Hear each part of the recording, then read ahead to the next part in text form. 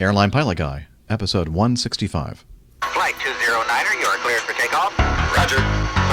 LA departure frequency 123.9er. You're listening to the Airline Pilot Guy Show. In command of today's Acme Airlines flight, your host, Captain Jeff, and the view from his side of the cockpit.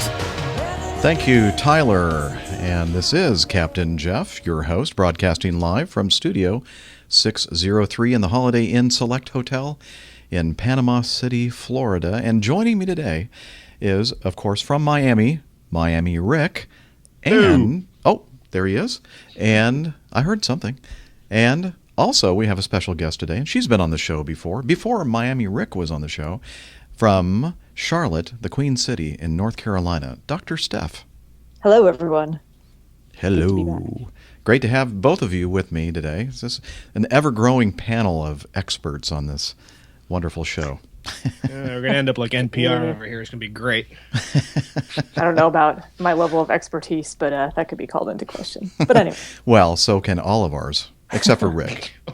In this episode, by the way, usually I have a much longer music thing going on there, and I say, in this episode, iPads crashing, A320s thrashing, and your great feedback. So get all settled in. Tray tables and seatbacks in their upright and locked positions. Electronic devices powered on. Flight 165 is ready for pushback. And again, thank you, Tyler, for sending in the very creative feedback. And I've had two other folks send in some intros, and I think every single one of you forgot to say who you are when you're doing the intro, and that was the whole point of it. So, again, if you send in an intro, what I'd like to hear is, "Hi, I am Tyler," or Tyler Herrick, or whatever, and you're listening to the Airline Pilot Guy Show, whatever, and you can get creative with that and stuff, but apparently nobody liked my suggestion. Oh, well.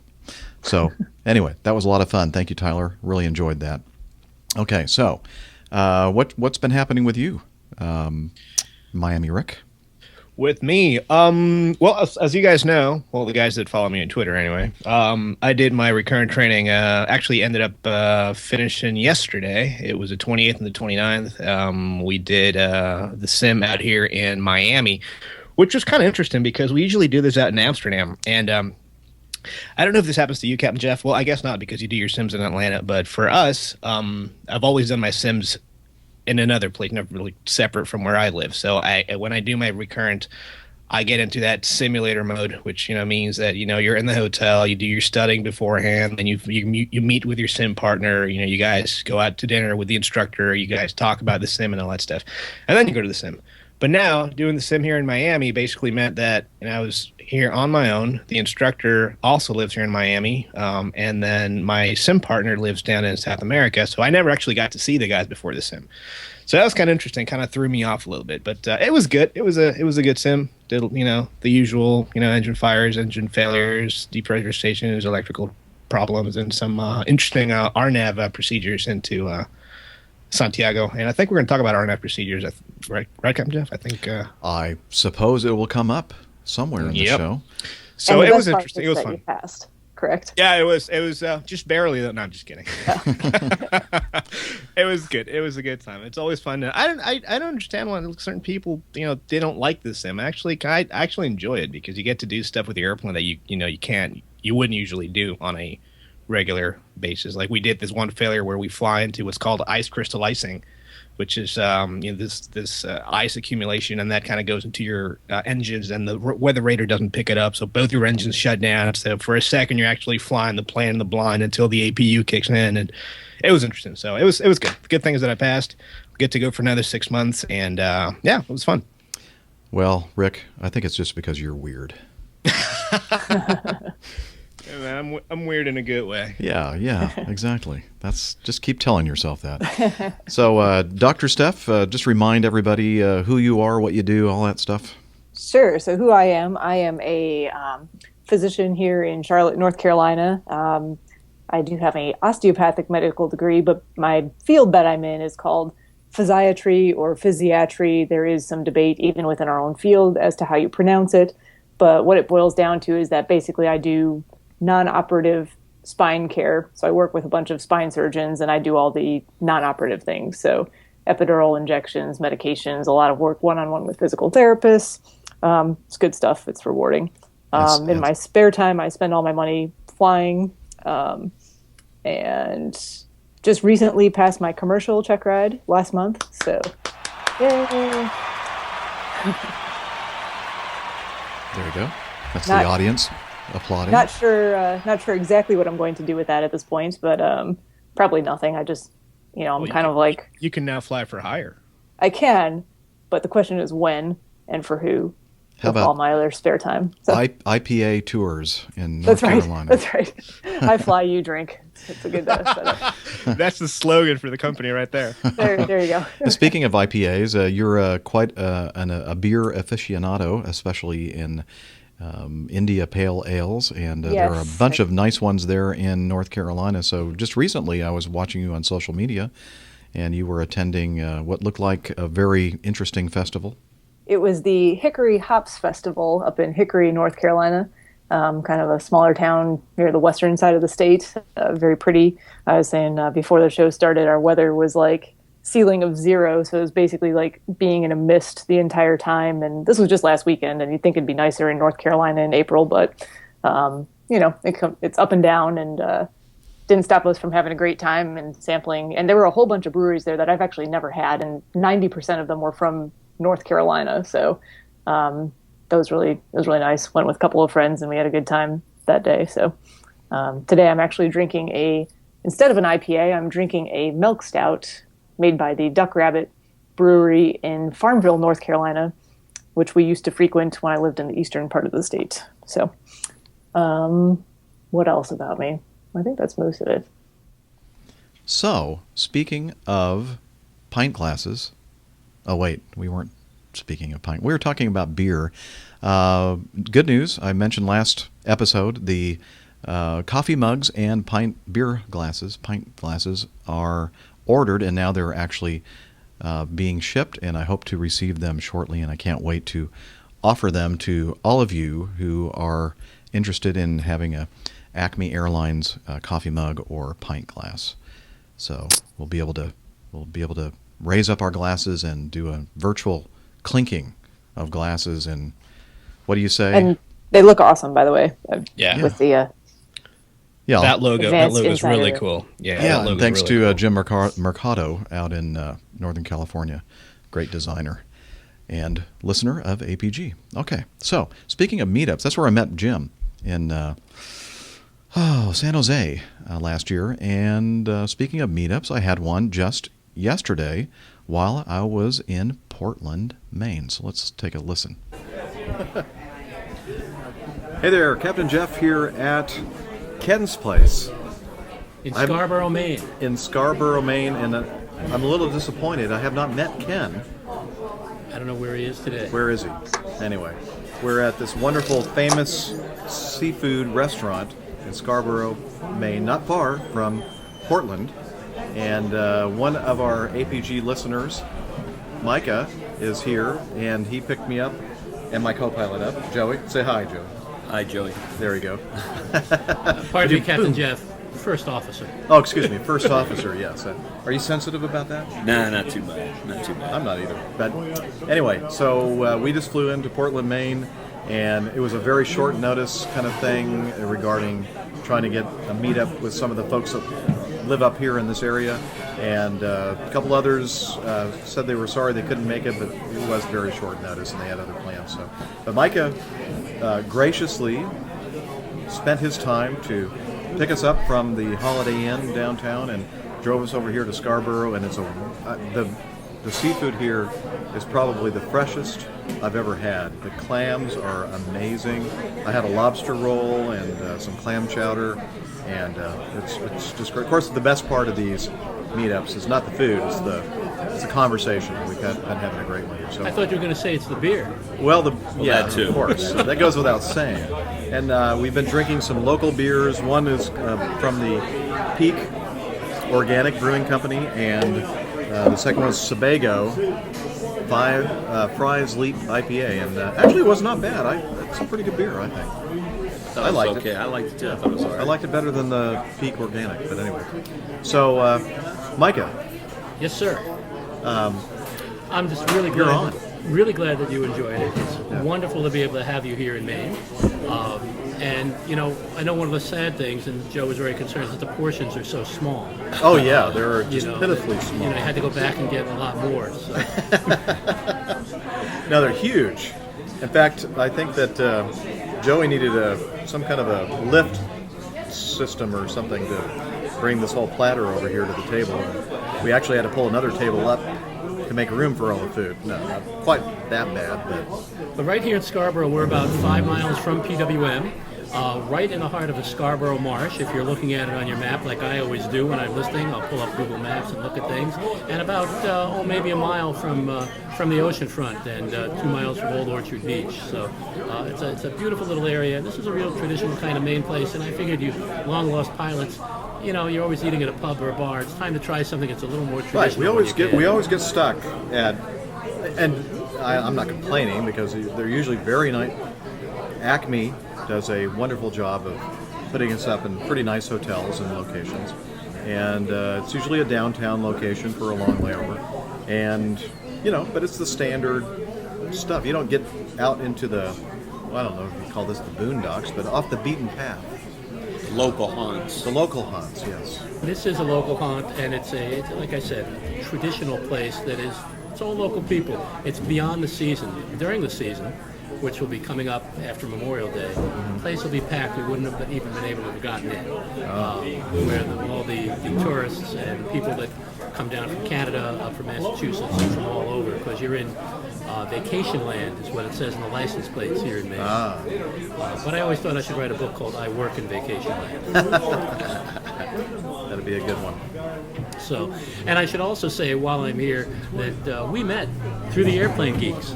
And if it weren't for the Airplane Geeks, who I thank very much for having such a wonderful podcast, I wouldn't know about your wonderful podcast. And I listen to both podcasts every week, all the way through from beginning to end.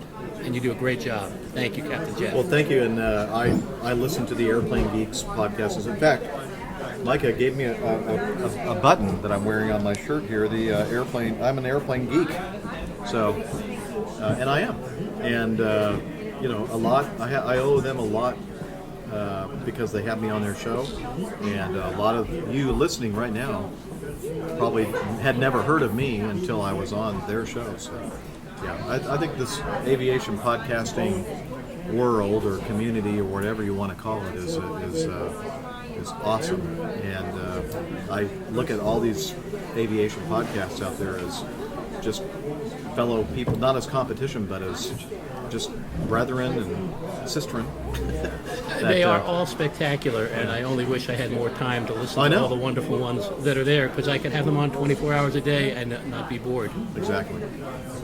So, again, pleasure meeting you in person, and look forward to meeting with you again in the future, and maybe trying out another local haunt. Be happy to do that, and I hope that next time we can get more fans of the Airline Pilot Guy, because it would be nice to be able to hook up with other. Yeah, it sure would. Other That Maine is people. one of the benefits. In fact, several of the meetups we've had in the past couple of years, people have really, become friends, meeting together in these kind of situations. So, I can't think of anyone. I guess that's it for now. So until next time, Signing out from Scarborough, Maine.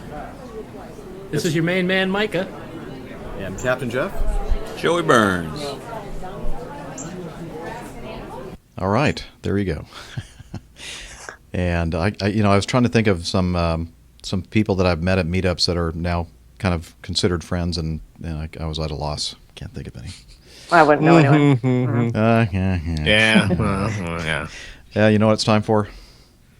I can guess. The Coffee Fund. The Java Jive. I love coffee. When was this recorded? It was recorded in 1940, Rick. Funny you should ask. By the Ink Spots. And they're a wonderful musical group. Well, they were. They're long gone now. Okay, I don't know, maybe I shouldn't say that. I've done that before on this show and announced the premature death of people. I remember the Bob Hoover incident. Yeah, shut up. We don't want to talk about that. Infamous. Yeah, okay.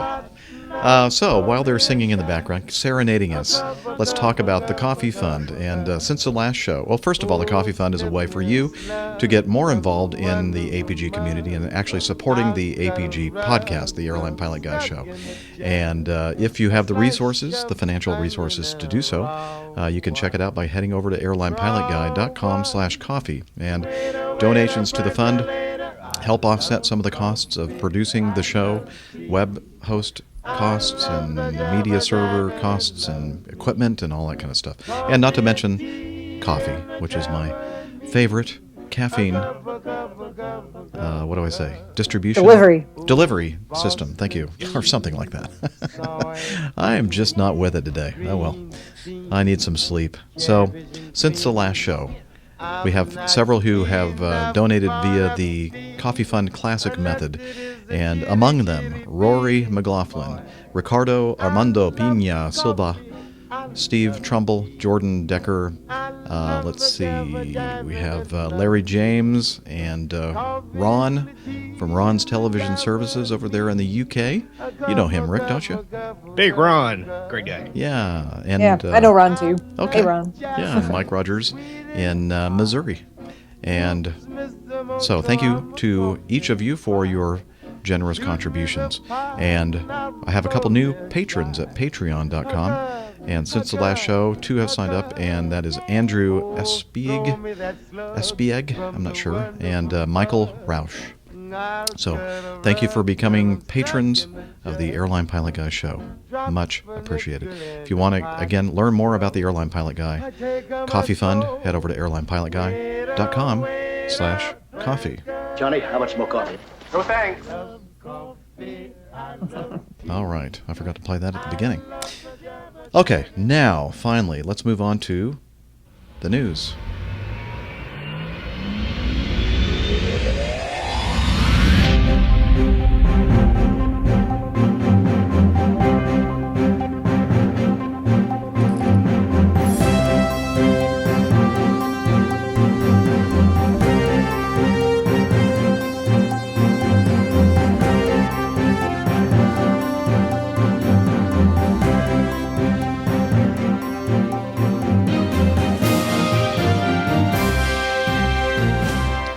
iPad crash grounds dozens of American Airlines flights. Oh no. No.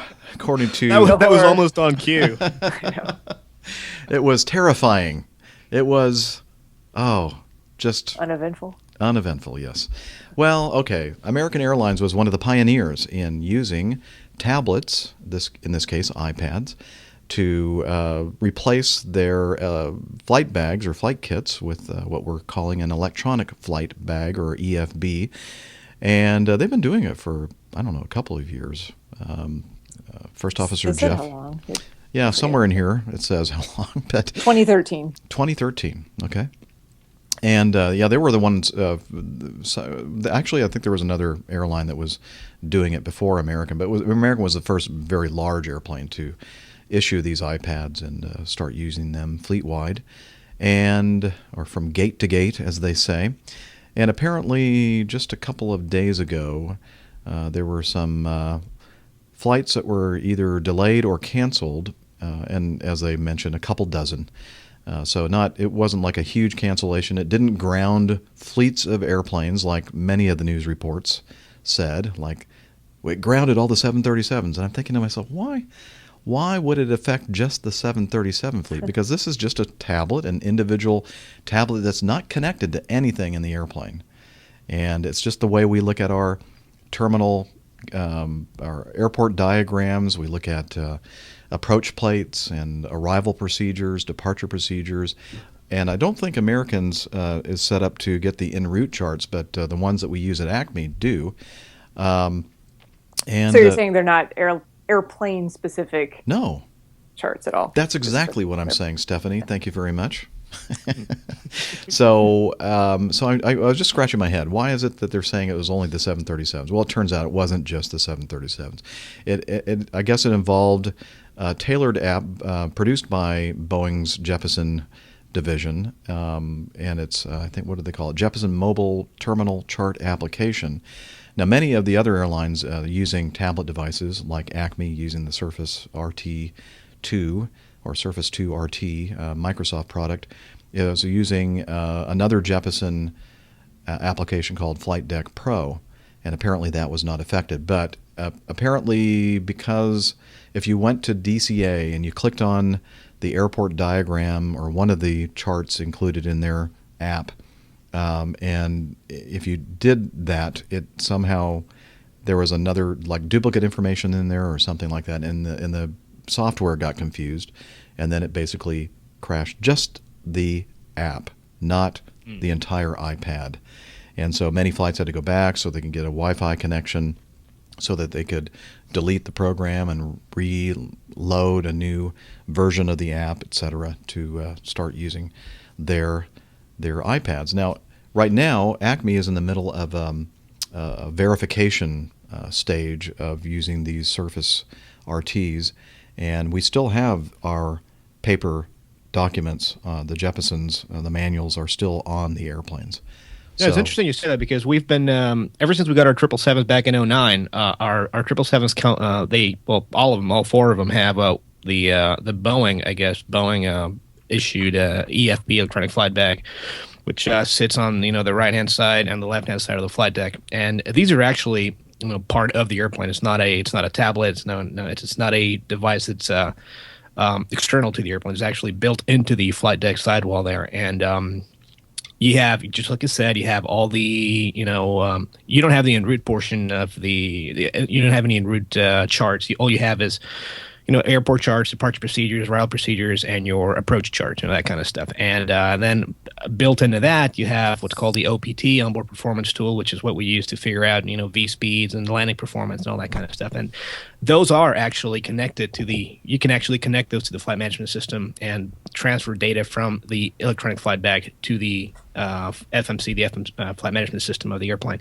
Now, I don't know how it works in other airlines, but we always have a paper backup of everything that's in there. Every approach chart, every departure procedure, every standard arrival procedure, all that stuff. Because if something goes wrong with the EFBs, then you need to have a backup. It's not like the EFBs or the tablets are gonna just basically clonk out and then you're left up there in the dark. So it doesn't happen that way. There's got to be a backup, and there always is a backup. And all these iPads crashing. It's got nothing to do with any navigational system on the airplane. The planes were never in any danger. Nothing was ever gonna happen. It's just just the app crashed. Big deal. So no big. Yeah. Now, once we're finished with this validation period, they will remove the flight kits in our airplane. So we're not going to have any paper backups at all. Really? You're not? No, and neither do American. Oh, wow. So we're transitioning to the iPads in July, but we're going to have the EFBs now as a backup. Now, let's say we're flying along, and then all of a sudden, some kind of virus just basically shuts down all of our tablet devices at the same time. Well, we still have radio communication. We still have whatever is stored in the FMS, etc., and all that stuff is still available to us. And so it's not dangerous. It's inconvenient. And even if something happened where we didn't have that information in our FMS systems, all we do is say, well, could you give me the localizer course and the localizer frequency for the ILS, of this airport's runway? You can always ask for help, basically. So it's, again, I think that there are a lot of people out there that just don't understand exactly what it is. What's so magic about those tablets and those manuals that have all the charts and everything else in them. And it's just information that we use to input into various systems on the airplane.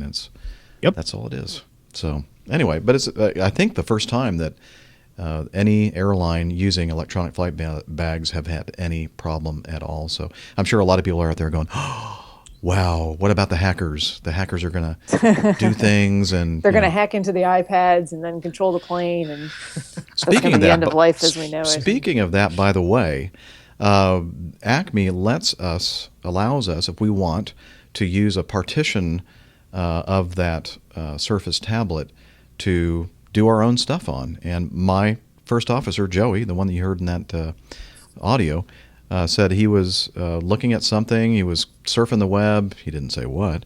And all of a sudden the screen went, froze, and it said that you need to call this number. And so he called. He said it was like a Pakistani accent or something like that. And they said, okay, well, we need to gain control of your computer and allow us to access it so we can fix it. And he goes, I don't think so. No, yeah. So apparently that's already hit the Microsoft-produced product, Surface RT, that we're using at Acme. And that's one of the reasons, and there are many actually, that I don't use my tablet issued to me by my airline to do anything personal. It's just I think that's a good idea. Work-related stuff, and I don't kind of keep it separate. Yeah, and I said, well, you must have been using Internet Explorer, and he said, I think I was on Chrome. So, that's interesting. Yeah, so I don't know what the real story is there, but yeah, it turns out that this is not really a big story at all. So, why did I talk about it? It'll be from here on out. Anytime anything happens to any of these tablets, it's going to be a big story, just because the way the public perceives it and the way the public thinks that these tablets are connected to control of the flight deck. Well, a lot of the stories said, systems, the pilot came on and said that we can't get our flight plan and something else. We can't fly and I'm thinking, what? I don't think that there's any connection between the tablet and downloading the flight plan into the airplane and all that kind of stuff. So maybe First Officer Jeff, you're listening, and I know that you sent me, several of you, by the way, sent me links to various stories regarding this iPad app crashing issue. And perhaps First Officer Jeff, we can have on sometime. He can explain what's going on or what happened there. Well, he was in Cancun yesterday, actually enjoying a quesadilla and some nice Mexican beers. Well, he could have taken some time out because he was in Antigua the last time he sent some audio feedback, right?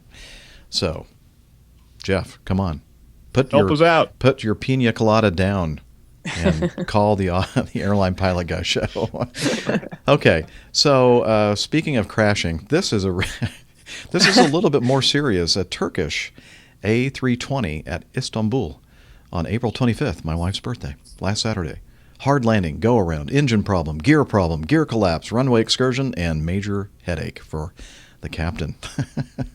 So they were flying flight 1878 from Milan, Italy, to Istanbul, Turkey, with 97 passengers, and they were about to land on the airport there in Istanbul. How do you pronounce that? Ataturk? Ataturk? I think so. I think that sounds right, Ataturk. Okay, runway 5 at 10:22 local, but rolled right just before touchdown, causing the right engine and wing to contact the runway and a hard touchdown. The crew initiated a go-around, then declared an emergency due to an engine of, like the engines I have on my airplane, the 90, International Aero Engines V2527, and made it inoperative. The crew subsequently reported an unsafe gear indication. The aircraft positioned for an emergency landing on runway 35 left, touched down about 20 minutes after the go-around, but with the right main gear collapsed. The aircraft skidded on its right engine with sparks and smoke trailing the engine and veered right off the runway, spinning nearly 180 degrees. The aircraft was evacuated via slides, and there were no injuries. The aircraft, however, did receive substantial damage to the right-hand main gear, right-hand engine, and its pylon, as well as leading and trailing edge high-lift devices on the right-hand wing. And there is some video, and I suggest you watch it. We'll have a link to that Aviation Herald page in the show notes. And the first video was removed, but the second one is still there. We just watched it before we started recording the show. And it was an interesting landing, I'd say. Yeah. It would get your attention, I think. It would. It's interesting though, man. What would make you bank hard right before you touch down? I have no idea. I looked at the weather, and it was basically wind calm. I know. Yeah. Four knots, 5 knots. That's nothing. Yeah, it's like I was wondering what happened. I don't know. Like somebody was reaching for their Coke or something, and they hit this stick and it you know what it was? It was someone hacked into the iPad and. That's it. That's why we have Dr. Steph on. Had nothing to do with that. Oh, really? For clarification. Okay. Well, if you say so. It's just a theory, but. Yeah. Well, I like it. I like the hacking angle. So it was some probably radio control guy out there, and somehow hacked into the Airbus controls, or maybe somebody was in the back in the in-flight entertainment system. Right. And plugged in somehow and took over. Just kidding. Yeah, all these theories you listen to, they're just ridiculous, man. I mean, you can't do that. People just don't worry about it. Pilots fly the planes. People, the guy in 47J, he's got no control over anything, so don't worry about it. Yeah, Right. but the guy next to him in a couple rows up does. Okay. Yeah.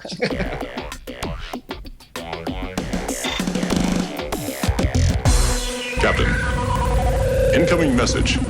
Thank you. It's time for feedback, and let's start off with some audio feedback from Wes McIntosh. Hey, Captain Jeff. This is Wes McIntosh.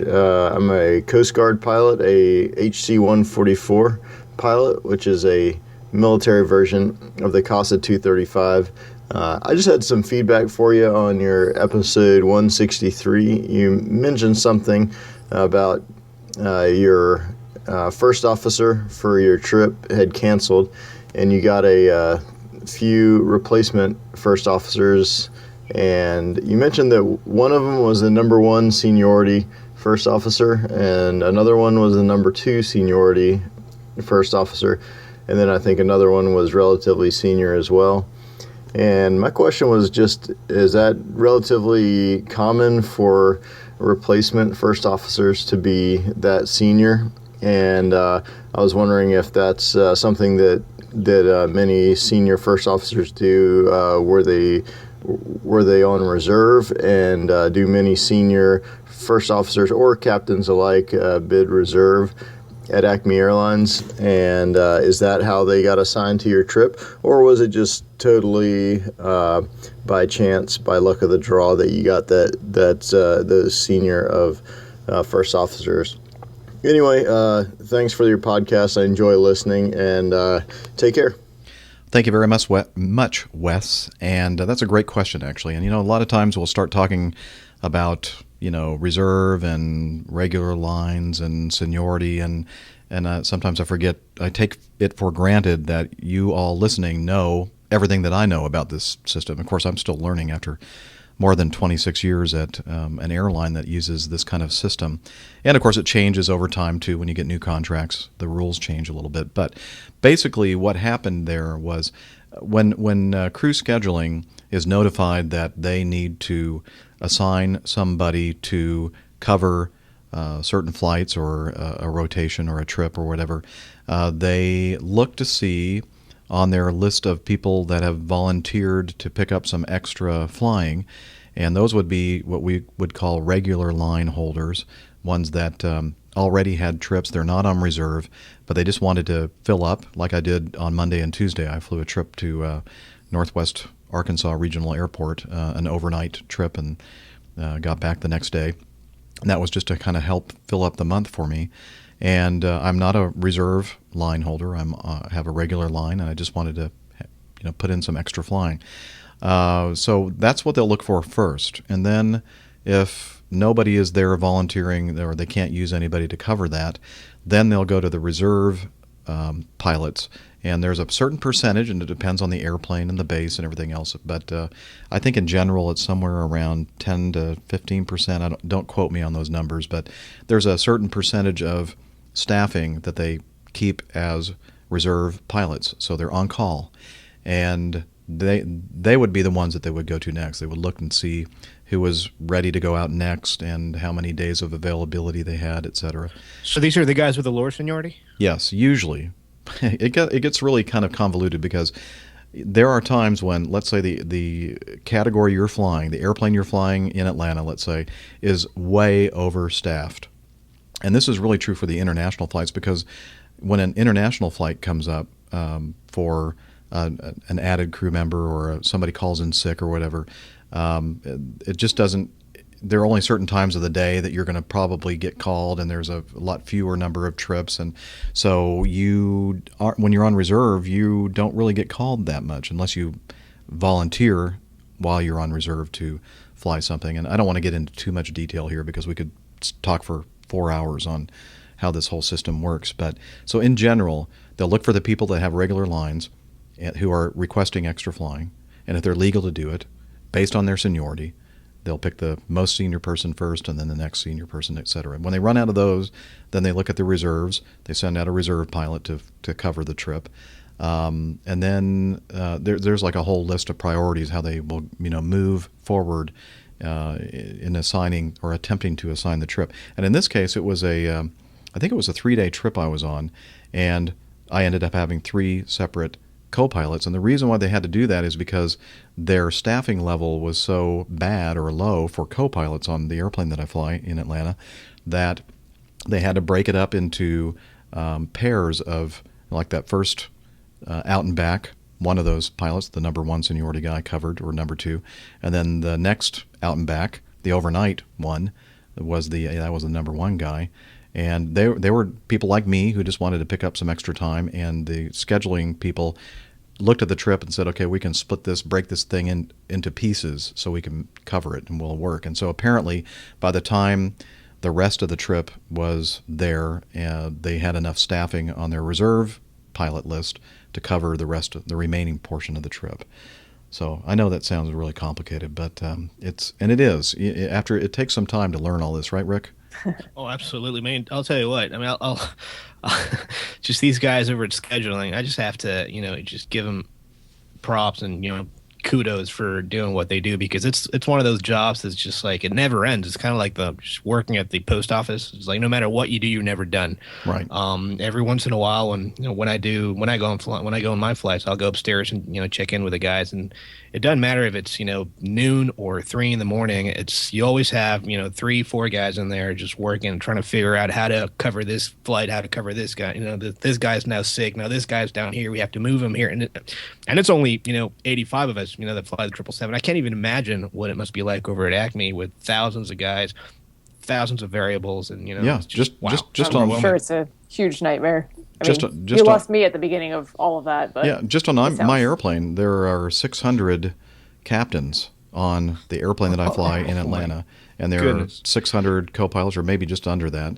And then sometimes they'll have to pull in somebody from a different base. And then, of course, if they don't have reserve pilots and they don't have people requesting regular flying, then they'll start looking for people that have a request in for green slip flying, which is double pay. And so it's just a whole long priority step-by-step level. Yeah, and then you have to add to that the fact that we're not exactly easy to deal with. So. Well, I think there are some people that are very difficult to deal with. I try to be really nice to the schedulers.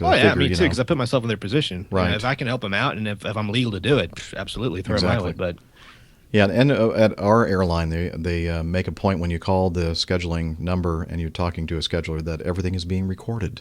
So hopefully you'll remember that. And not just for training purposes. Not just for training purposes. More like, Chief Pilot calls you up and says, we'd like you to what you're saying. explain why you were talking like this to our schedulers. Well, but I'll tell you, I wouldn't know anything about egos and, in the field that I'm in. And the way people treat other people. And yeah, we'll just leave it at that. I'm sure they're all angels. Of course, devils. Every physician is a complete angel. So. Devils are angels too. Exactly. Or they once were. Let's see. Without getting into theology, I think I didn't quite make one of the points that there are times that if the staffing level is really well covered and somebody senior wants to basically spend the entire month at home or most of the month or hardly fly at all, they will bid reserve purposely, and they'll put in a request to be considered last for covering any of these flights. And so it's not unusual, for instance, at Acme on a 777 category in Atlanta, for a first officer to fly a couple trips in 1 month and then maybe be off for 2 months before they come back out and fly again. Now, some of you are saying, well, don't you get paid by the hour and by the trip? Yes, but we have in our contract guarantees that ensure that even if you never go and fly, you're going to be paid a certain number of hours. And that's just, to be fair to people if they are on reserve and they didn't want to be. And then all of a sudden everybody's flying their trips, nobody's flying, calling in sick, no mechanical problems or whatever, and you're not doing anything, not doing any flying, and you don't have a paycheck. So that's why we do that. That is nice, though. We have nothing like that in Right. our contracts. Yeah, I mean, there are a lot of nice things. There's, it's a kind of There's some perks. a double-edged sword, whatever. Sure. It's sometimes it depends on where you are on the seniority list and your individual seniority in your airplane and base, and things can be really, really good, or it can be really, really bad. And I've experienced both ends of that equation. Yeah, so have I. Yeah. So great question, Wes. I hope I answered it satisfactorily. And if not, then send your follow-up to feedback@airlinepilotguy.com. Just a reminder to everyone, whether you're using the for some reason, a lot of you have lately said you've left feedback via the feedback on the website, the feedback form, and said apparently you're not getting my feedback. So I need to talk with Arash about that to see if we can figure out what's happening with those emails. But yeah, I'm the sure way to do it, to get it to me, is feedback@airlinepilotguy.com, and that for sure will get to me. Okay, Derek sent me some. Let's see. Oh no, he didn't. He sent me some text email. I was listening earlier today to the KBWI tower feed on live ATC. Runway 33 left was in use for approaches and runway 28 for departures, and that's pretty standard there. A Southwest 737 was holding short of runway 28, waiting for landing traffic. The controller informed this pilot that the winds were shifting and that the tower was working with the TRACON to flip the airport. In other words, reassign the runways for landing and takeoff. He could take it or wait a few minutes until they settled everything out. Winds were at 150 degrees, 11 knots sustained, gusting to 17. He opted to wait. Meanwhile, there was a missed approach on runway 33 left. Another Southwest pilot gets into a long debate with the tower as to whether the winds were actually gusting to 17 or was the tower's equipment faulty. Seriously, it went on for close to a minute. An Acme Mad Dog pilot on frequency responded, "You're the pilot, take the information and do something with it." I could have sworn this is something you might say or be thinking. And I'll play. I was actually able to find this recording of this conversation, and then we'll get to your question after we listen to it. Okay? So everybody ready for that? Let's do it. Ready? Winds for Southwest 48. Winds now are 150 and 10. I'm showing a gust of 17. Okay, I don't believe we can take off with that much tailwind. You want us to, we need to at least recalculate. Okay, Southwest 48. Continue holding in position and stand by. Give me a little better one, Southwest 915. Southwest 915. I'm showing 150 at 10 with a gust factor of 17. You sure that gust's in there? Just take the information and use it. What a jerk. Nice. Zing. Southwest 915's on the go. Southwest 915. Roger, fly runway heading. Maintain 2000. Runway heading 2000, Southwest 915. Southwest 48's get him 8 runway 10 or 15, right? Southwest 48, roger that. We're working on it for you right now. Continue holding position. Southwest 915, turn left heading 290, climb maintain 3000. Heading 290, 3000, Southwest 915. Southwest 915, on that heading 290, 3000 altitude, plan on runway 10 as your next arrival runway, and contact Potomac approach 197 for resequence, 197. 197 will plan on 10, Southwest 915, and we're heading 290 and 3000 altitude, correct? Hey, from 290 in the heading, 3000 on the altitude. Okay, and there was more, and I did clip little spaces of nobody talking and stuff to kind of compress it a little bit. Now, so okay, first of all, this is, and Rick may, or actually Stephanie as well, may have recognized the Southwest guy that was coming in for landing on 33 left. What he was trying to say basically was, are you sure that there's a gust of 17? Because basically the way that Tower was calling the winds made it illegal to land on 33 left, because most airlines, and I'm sure Southwest must be like Acme and all the other majors that I know, a maximum tailwind component of 10 knots is the limit for That's right, 10 knots, landing. yep.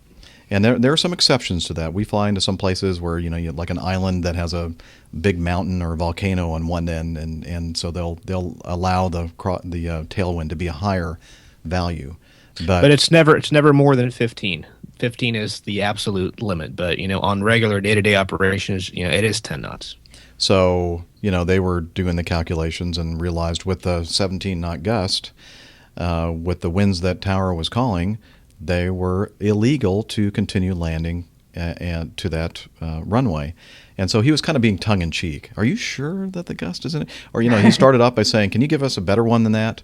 And trust me, folks, it happens all the time. And I even remember in the Air Force when we were doing our training, we'd go to another field. We were based at Altus, and we'd go up to another field out in the middle of Oklahoma, and the Tower would, call out the winds. And I remember we were in the middle of our check ride, and we were going, oh, darn, like the winds were out of limits for crosswind.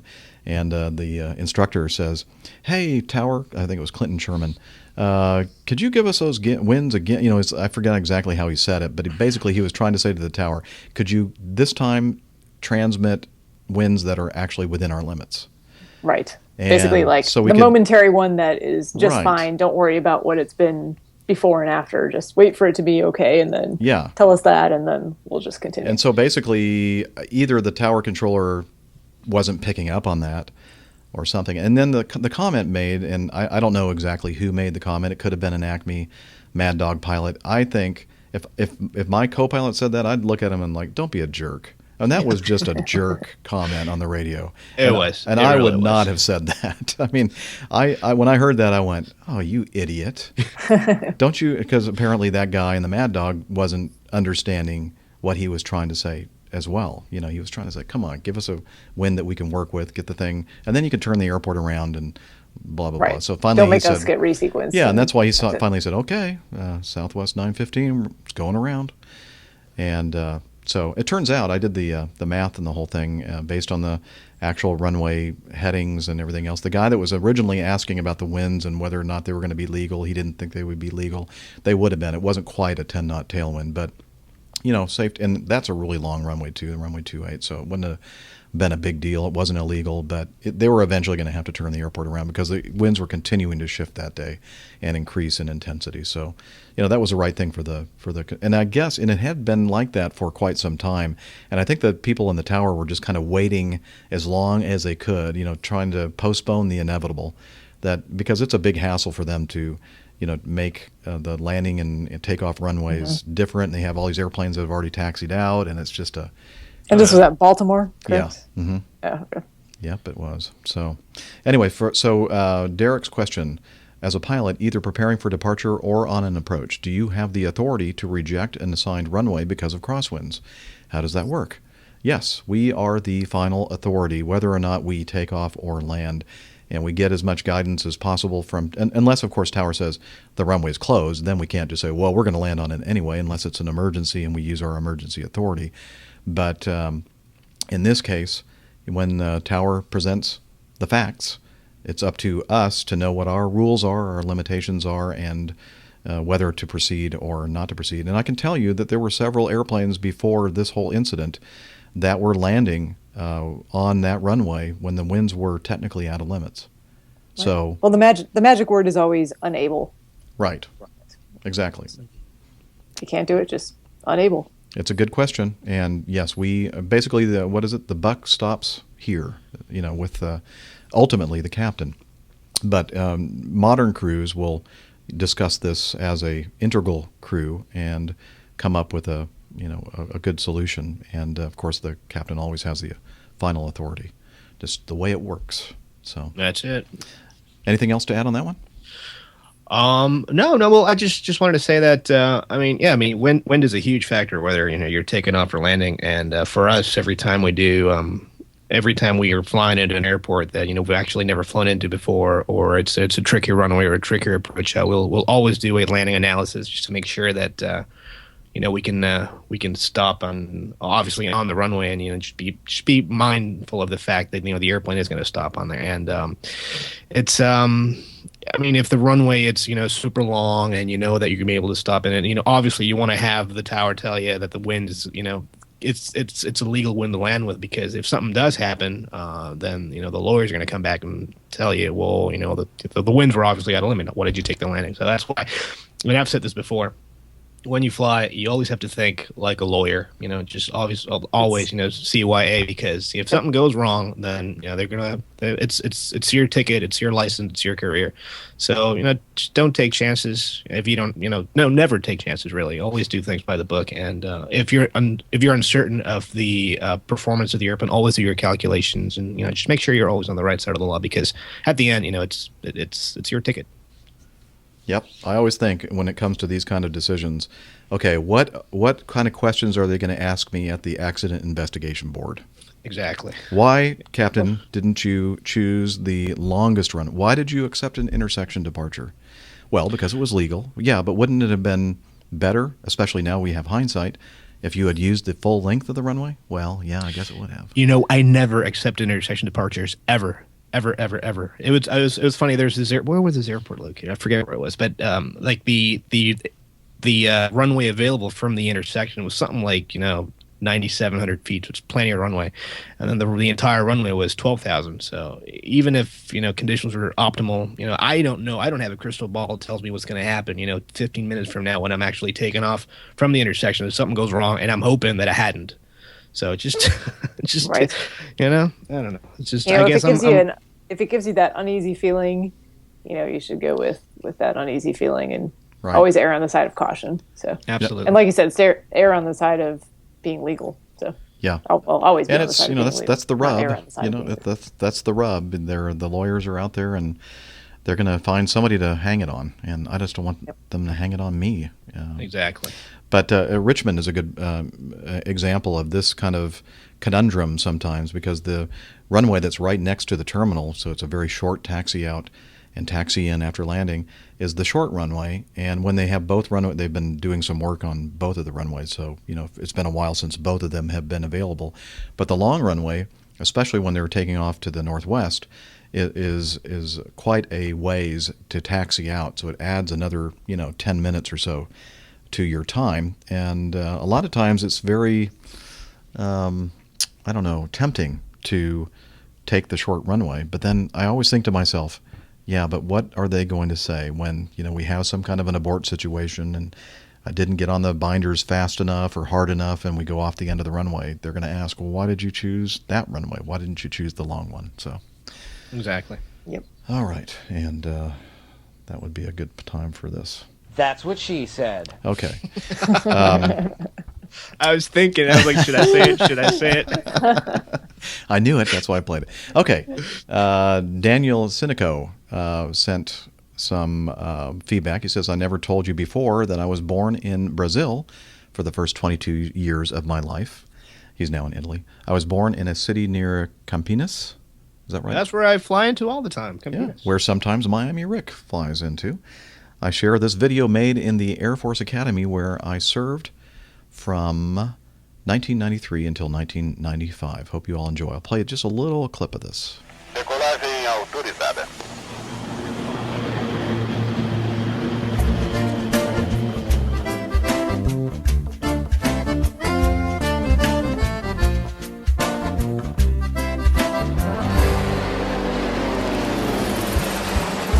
Voar, voar, subir, subir, ir por onde for.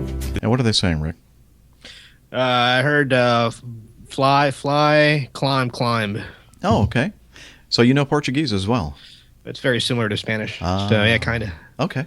Well, very good, very good. So we'll put a link to the YouTube video in the show notes so you can watch the whole thing. Apparently, the guy that is, this is a, I don't think it's a military aerobatic team. It might be, but it doesn't, I wasn't sure. They're wearing flight suits like military guys, but I can't tell. And it was a Portuguese language site, so I couldn't really tell. But the guy that's singing there, I guess, is a pretty popular singer. He plays the accordion, and I forgot what the style is called of this music, but he is also a pilot, and he's also the guy singing and playing the accordion and in this aerobatic team. So it's a really nice video. A lot of great flying in it, so check it out. So thank you, Daniel, for that. Dispatch Gregg up in Chicago, I believe, said to me, this article is a bit old from 1998, but a good article nonetheless regarding thunderstorm avoidance and why it is so important. He said, I thought maybe the APG community would find it interesting. And it's a link to the AOPA.org site, and they're talking about thunderstorm avoidance and specifically the tragic crash of Southern Airways, a DC-9 Flight 242 that was just to the northwest of Atlanta, and crashed and killed a bunch of people, and how important it is. And back in those days, the radar technology wasn't very good. It wasn't color radar. It was the monochrome radar, and they didn't really know about something we call radar attenuation, where if the return is so strong, it could actually block out returns behind it, and you could get the impression that it's clear behind what you're looking at. And radar's really improved quite a bit since this crash, but it still has its weaknesses, and you have to understand how it works and what the pitfalls are. And they fell into that big pit. And I think they had a air disasters on, or that TV show was on they did. this crash. Yeah. It was very, very interesting. I mean, I was just reading this article, and it was just making the hair on my arms and back just kind of stand at attention, like giving me the heebie-jeebies, just watching and reading and reliving this whole incident. And basically, they flew into an area where the rainfall rate was so high that it basically snuffed out both of their engines. They lost both engines because of heavy rain and hail, and couldn't. They lost all their power. And wow, it was tragic. Can't imagine that happening. No, not at all. Jeff Fellmeth says these guys did what killed the Alaska S-80 crew off of California 15 years ago. They didn't follow the checklist and got maintenance. This is a different feedback, by the way, and got maintenance involved in troubleshooting. And it's he has a link here to a Swissair A319 near Stockholm a couple of years ago, actually December 11th, 2012. And they had some electrical malfunctions, several electrical malfunctions, and they were doing a bunch of pulling breakers and doing troubleshooting instead of just getting the airplane on the ground. Excuse me? Sorry, that's I don't know if you heard that. That's I did. Yeah, barking. I thought somebody was interjecting something. I guess your dog was interjecting something. My dog was concerned about this feedback. Yeah, he must have seen this picture of these burnt breakers that were. No, there's a neighborhood dog barking across the way, and he's. Oh, that's cool. I love this. This is great ambiance. I love it. Yeah. Instead of Cedric, today we have Hooch. So. What's your dog's name again? Hooch, like Turner and Hooch. Hooch. Yeah, cool. Yeah. All Nice. right. By the way, Stephanie lives in a beautiful place on a beautiful lake in the outside of the Charlotte area. Or is that technically considered Charlotte, or where you are? Yeah, it's Charlotte metro area. Mm-hmm. I mean, I'm probably 15, 20 miles from the center of the city. Yeah. My neighbor's dogs are really going crazy right now. That's okay. Sorry for the open window. Hey, no problem. No problem. So anyway, she sent, I asked Stephanie, what she was doing, if she was interested in joining Rick and I on this episode. And then she sent me this picture of, she was standing on her, or sitting in a lounge chair on her dock on the lake. Looked really nice. So just to my Thursday afternoons off are highly coveted. Yeah, so. Well, thanks for taking time on your afternoon off, Stephanie, for joining us on the show. It's really I'm enjoying it. Thank you for having me. Okay, so I'll put a link to that Aviation Herald, the Swiss A319 incident on December 11th, 2012, if you want to read it yourself. More on flying music, favorite flying song, all that kind of stuff. Alistair, and I'm gonna add in one here too after you go through this one, but yeah. Okay. Alistair Crawford and Mike Smith said, both of them said that their favorite is a music and video called Treetop Flyer. And the video, which I'll play a little bit of, if I can find it, there it is showing this guy. I'm not sure what kind of airplane it is, but it looks like a high-wing single-engine general aviation airplane flying very low over some river somewhere.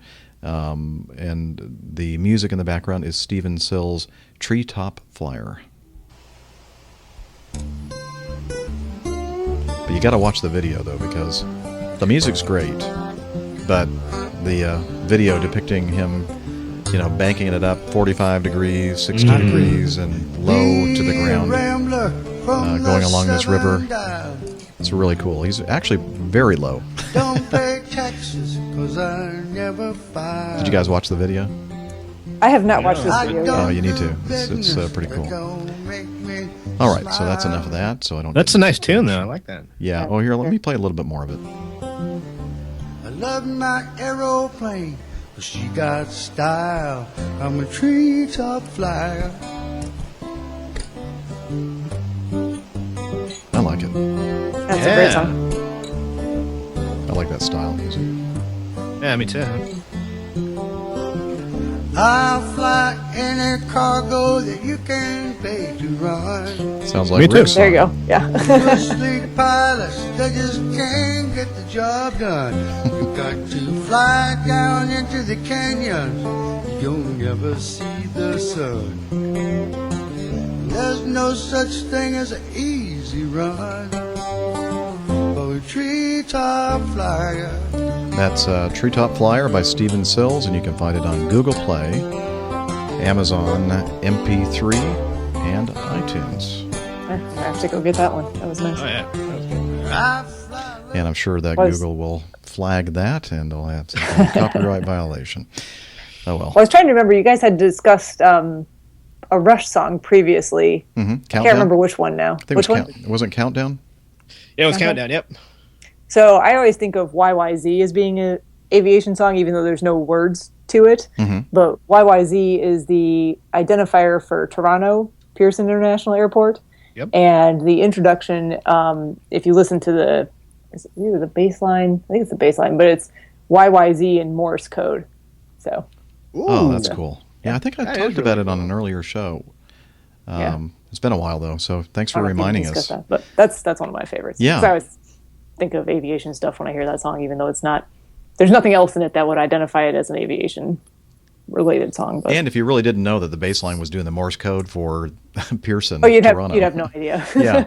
Well, and I think that's kind of the beauty of it. It's just kind of hidden in there, and it's a cool song and a cool riff. And I'm such a nerd. I'm gonna go and listen to it right after this. Write it down.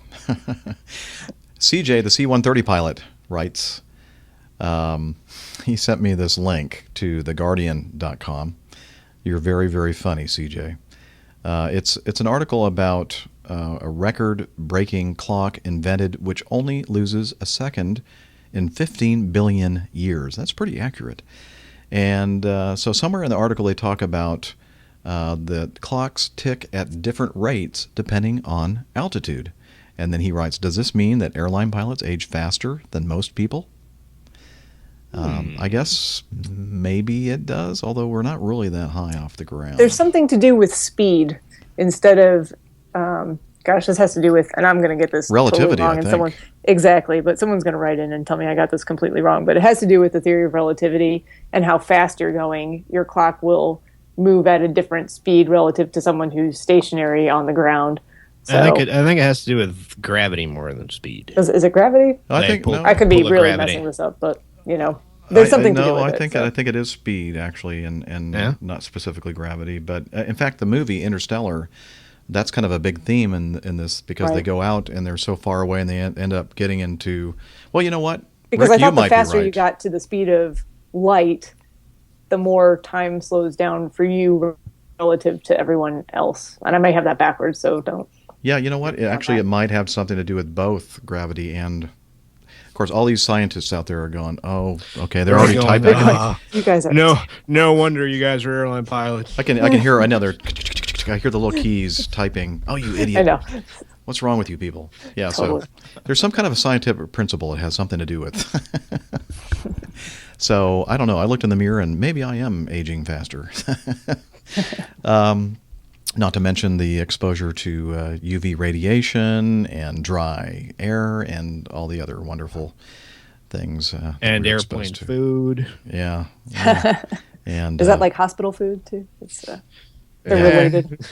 Yeah. Yeah, I think they're both cooked in the same kitchen. Exactly. Let's see. I'm going to skip that one because that had something to do with that SkyWest flight that had diverted into Buffalo. And one of the early reports was that one of the doors opened, causing decompression. And I'm thinking, so they put the doors on backwards or something, because the way the doors work on an airplane is that the pressure actually holds them closed. So the door's not going to fling open and then let all the high pressure air out, right? No, the doors are plug type doors, and the doors are bigger in the frame. So as you pressurize the airplane, the delta P difference in pressure between the inside and the outside actually goes up and actually makes the door sit tighter against the fuselage. So not even the Hulk could open that door. That's right. So you're fine. Okay, so there's still some more here talking about that, and let's move on to automation. This is from who sent this to me? I didn't write down who it was. Kevin Martin sent this. He says, "Greetings. I'm a frequent listener to the podcast. Really enjoy when you have right-seaters on the show. Yay! Yay! Woohoo! But I think." So sad. It is a sad situation. No, I really enjoy having people join me on the show. Thank you again, Rick and Steph. Okay, so I know this is an aviation show, but the subject of automation comes up a lot. My 2015 Subaru Forester comes with a feature called EyeSight Navigation.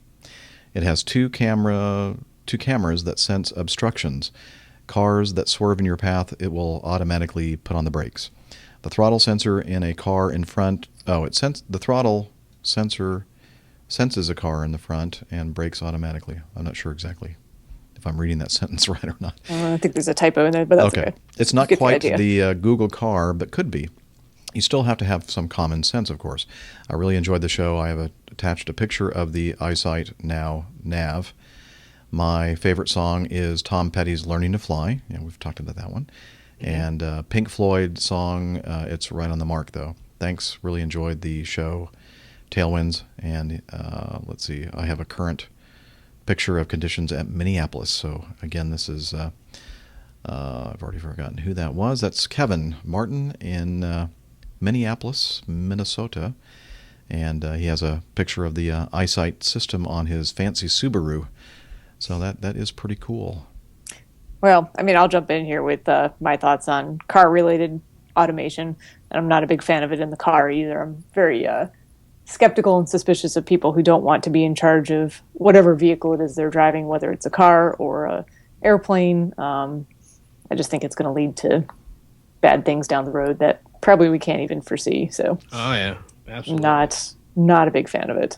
So, even some of the, and this is totally off aviation, but I was riding in a friend's new Volvo, and it's got the blind spot indicator, so it beeps and alerts you when there's someone in your blind spot potentially.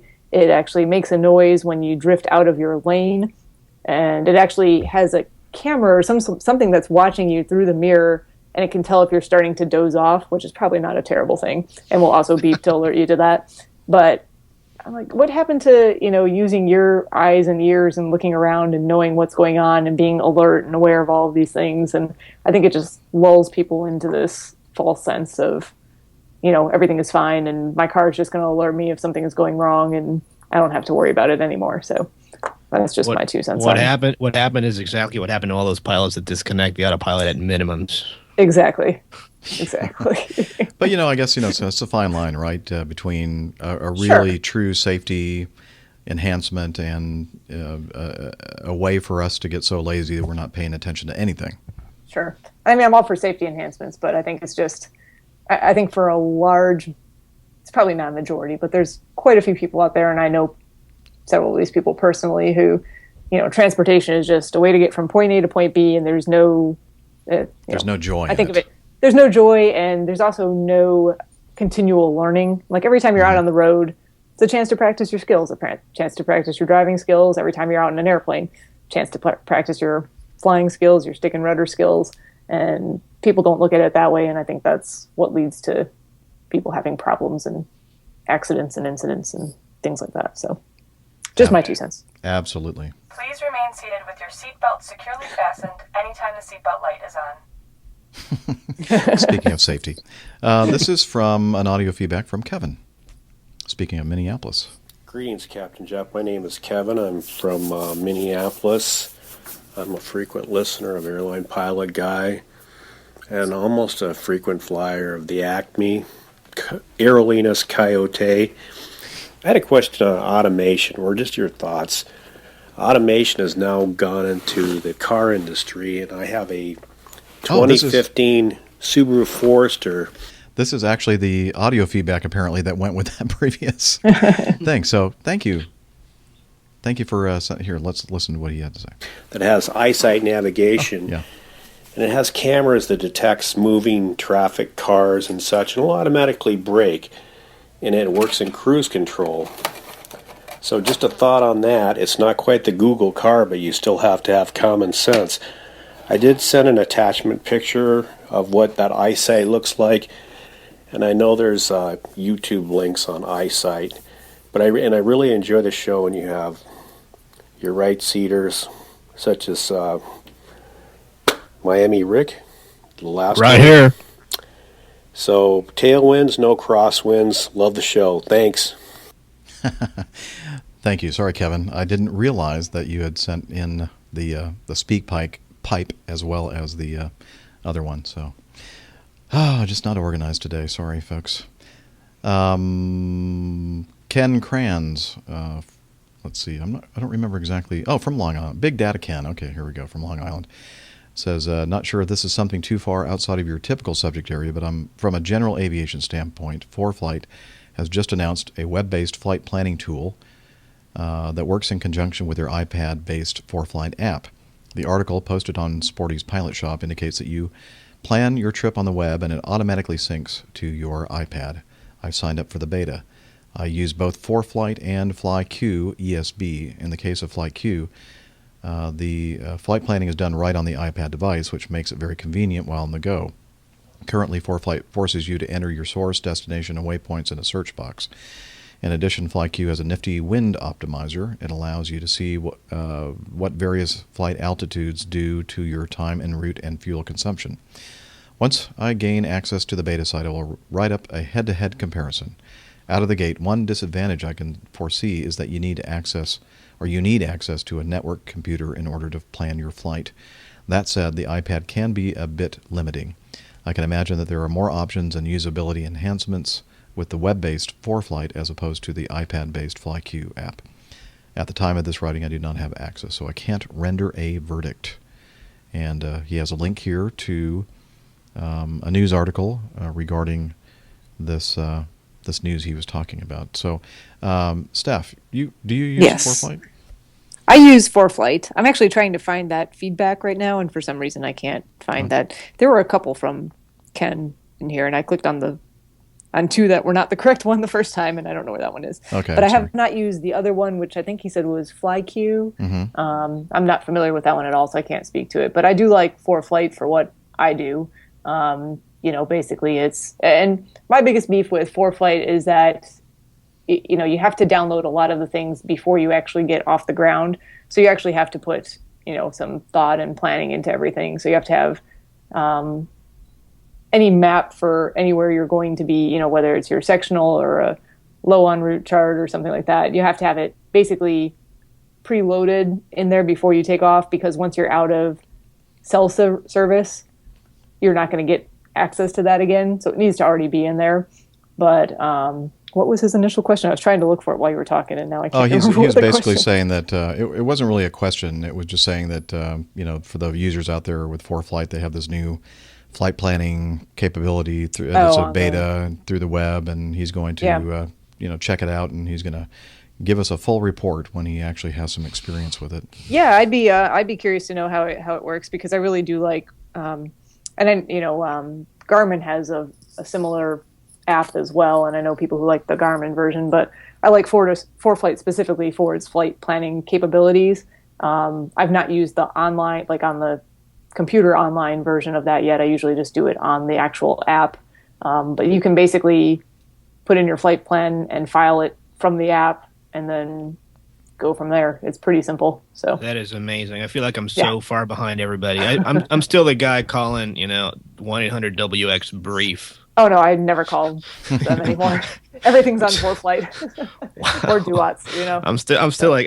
I'm not even kidding. I still pull out my little E6B, figure out the winds that way, and fill out the little like fly plan form and all that. Like I took a 206 a couple of weeks ago with a friend of mine down here. We flew down to the Keys for lunch, and it was the first time I'd actually flown a small plane in many years. And it's like all these things that are available to you now. Like even 12, 13 years ago when I was in flight school, you had to do all these things by hand. I can't even imagine how Captain Jeff feels. Right. I'm just kidding. It's totally, well, I mean, it is. Wow. I mean, you have to do all that. You have to know how to do all that stuff, and really, you should be doing it as backup anyway. How often that happens, I'm not entirely sure because, like anything else, you get used to doing it this, that, or the other way. But it really is convenient, and as long as everything is working appropriately, it does a great job of, like I said, you basically file your flight plan as you want it. You hit send. You get your clearance, and it's already there. And you just go from there, and it'll calculate all of that stuff for you, as long as you've done it in close enough time proximity to when you're actually leaving for everything to be current. So, and you can pull up all your weather on there as well. Like you can go straight through Duats to get your weather in ForeFlight. So, you know what I just realized? When I just kind of made reference on an earlier feedback to the open door and the pressurization, I never did talk about that in the news section, did I? Oh no, you didn't. Because we were talking about it before we actually recorded, and apparently I never put it in the news folder. So because I just was looking through some of the open tabs on my browser here, and I went, oh, so this is an incident that occurred about a week ago, I think. It was a SkyWest flight that was flying from. Let's see, the flight was 50. Where's the number? 5256 or something like that. 5622.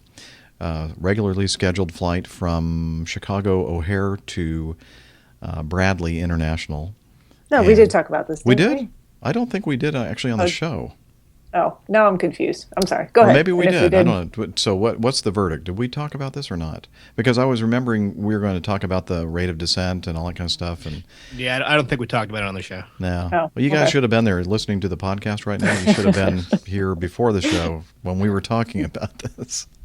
Anyway, so we had several of you kind of send links and questions about this whole thing, but it's kind of a weird thing, and they really haven't issued any kind of a new report on this, exactly what happened. It's probably one of those things that they're never really going to talk about again and hope that it just goes away. But a SkyWest flight ended up, there was a passenger, at least one right off the bat, that was experiencing some lightheadedness and wasn't feeling well.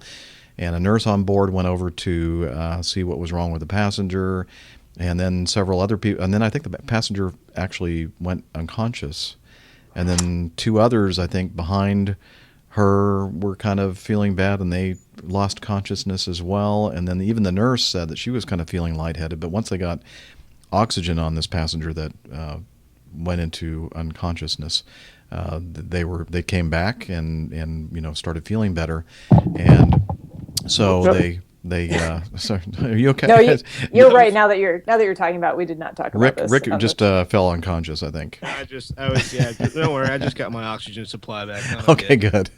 So it sounded like there was some kind of a pressurization issue, because looking at this graph at 37,000 feet, then they dropped. Some of the news reports said that it was basically falling out of the sky, and people thought they were going to lose their lives and everything else. And so pulled up the graph and saw that they were descending at initially about 3,400 feet per minute, and then down to 6,800 feet per minute, which is the highest rate of descent, and then 5,800, and then 3,200, 1,700, and then they leveled off at 10,000 feet. So certainly looks like this was some kind of a pressurization event, or lack thereof, and they descended rapidly to a lower altitude.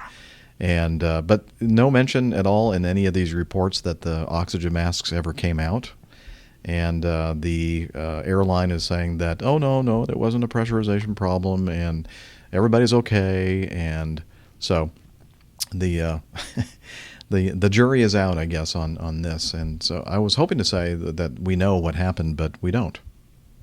Yeah, well, we had talked about it a little bit, and I had my theory. And go ahead, Rick, with the. Oh, I'm sorry, Dr. Steph. Well, I was going to say was that as we were talking before the show started, there are these cabin altitude switches that actually release the passenger oxygen masks once the cabin altitude gets to, it depends on between on different types, on the type of airplane that you're talking about, but it's usually anywhere between 14,500 and 15,000 feet cabin altitude. So if these masks did not deploy, then that means that the cabin altitude never got above 14 or 15,000 feet. And now, according to FAR 91-211, which is oxygen requirements, once the cabin altitude is above 15,000 feet, everybody on board needs to be on a continuous oxygen supply. Now, so as I said, if the masks did not drop, then that means that the cabin altitude was never that high. Now, some people, and this more than anybody, Dr. Steph, certain people react differently to low oxygen, or not. I'm going to say low oxygen levels because oxygen is constant at 21%, no matter where you are. But different partial pressures of oxygenation. Exactly right. So that might be something to consider there. I don't know. Sure, and it may not have even been related to the partial pressure of oxygen at whatever altitude the cabin was at. It may have been something completely unrelated that caused someone to pass out. And then my theory was, and I see this all the time in the field that I'm in because I deal with injections and needles and things that are unpleasant for a lot of people. And basically there's this reaction called a vasovagal reaction, where if someone's thinking of something that's unpleasant to them, it causes them their blood pressure to drop and decreases the amount of pressure of blood flow and oxygenation to the brain and causes them to pass out. And it can be rather quick. So if someone, in the row in front of you is experiencing a medical event and you're one of these people who is adverse to medical issues or reactions or things like that, and it makes you uneasy, and then you start to have this reaction, you too can pass out. A lot of people get queasy or nauseated or feel like they're going to pass out just at the thought of getting their blood drawn or having to go in an MRI scanner or things like that. So my theory is that someone had an event, lost consciousness, passed out, something was going on, the person behind them felt ill just because of that, and then you have two people who are unconscious, and then all of a sudden there's this panic that perhaps there's something more widespread going on, and it really was nothing to begin with. But that's just a thought on my part. So there may really have been something going on, but yeah, it's just kind of a mystery. I'm scratching my head on this one. Well, the magic of podcasting. You didn't realize this, but all of us took a little bit of a break, and I went down to this dumpy hotel bar and grabbed a beer. I have to drink my beer, before my cutoff. And we're going to hit a few more pieces of feedback, and then we're going to call it quits for this show. And then we were kind of discussing this might be time for, I think I've done it once before, where we just do an episode of nothing but feedback to try to bring this down to feedback inbox 0. So right now it's nowhere near that. I have a very, very long list of items and questions to answer, which I'm happy to do. But that's awesome how you guys send so much feedback. That's great. It is. Yeah. Oh, yeah. So we do appreciate that. But I think we've finally gotten to the point now where I'm just going to have to say, I'm going to do this one, that one. And then if I don't answer your question, I'm sorry. We're trying. Just ask my wife. Okay. Let's go with airplane etiquette. Hey, Cap Jeff wanted to share this with you over email. I don't know if it's appropriate for the Facebook page, giving the TV MA LSV warning. What does LSV mean? Language, suitable sex, and for violence. Language, sex, and violence. Whoa, this is exciting.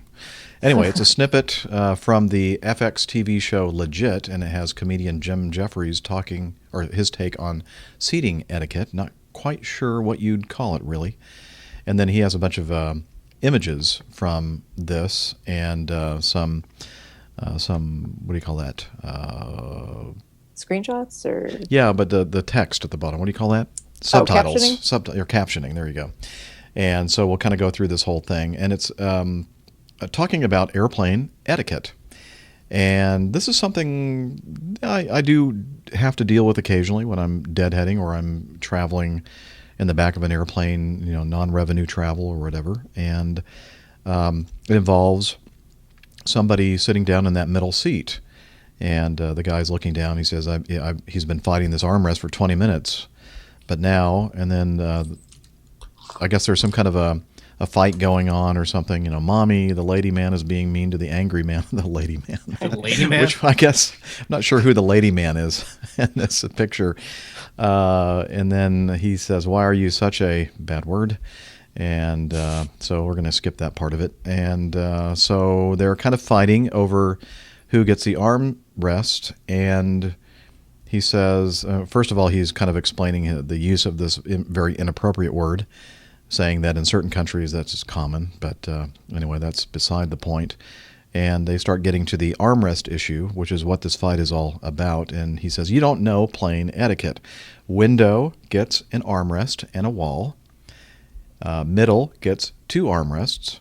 And aisle gets an armrest and a little bit of extra legroom. We're not animals, he's saying. We live in a society. And then somebody else is chiming in. Well, he's got a point. And he said, you're almost coming over the armrest and it's digging into my rib cage. And and then, of course, this gentleman that is on the aisle seat is a little heavier than an average person. And so the guy on the middle seat says, well, if someone lost a little weight. And anyway, so it goes on. You get the picture. So they're arguing over who is the person who has the right to those armrests if you're sitting like in a row that has 3 seats. Mm-hmm.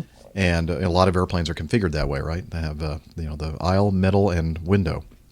So I'm always really nice. I mean, if somebody is sitting next to me and they're taking the armrest, I don't make it a big deal to, try to put my arm on the armrest so that they can't or whatever. I just figure that, usually I'm not paying for the ticket, so I figure I'm on a free ticket anyway. So I'm just happy to be on the airplane. But I don't know, what's your take on that? Stephanie, you do a lot of traveling. Yeah, I do a lot of commercial flying in the back of the bus, as it were. Mm-hmm.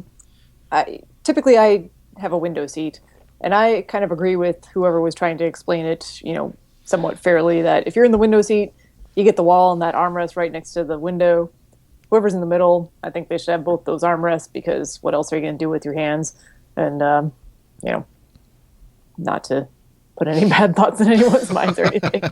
But well, we weren't having any of the bad thoughts until now you said that. You mention it. Didn't mean it that way. That's what she said. And, whoever's on the aisle, I figured they've got the easiest route to the lavatory and can get up and stretch their legs more easily, so that's what they've got. So I like the window on purpose because I like to look out the window, and I also like to fall asleep with my head against the wall, and it's hard for me to sleep in any other position on an airplane. So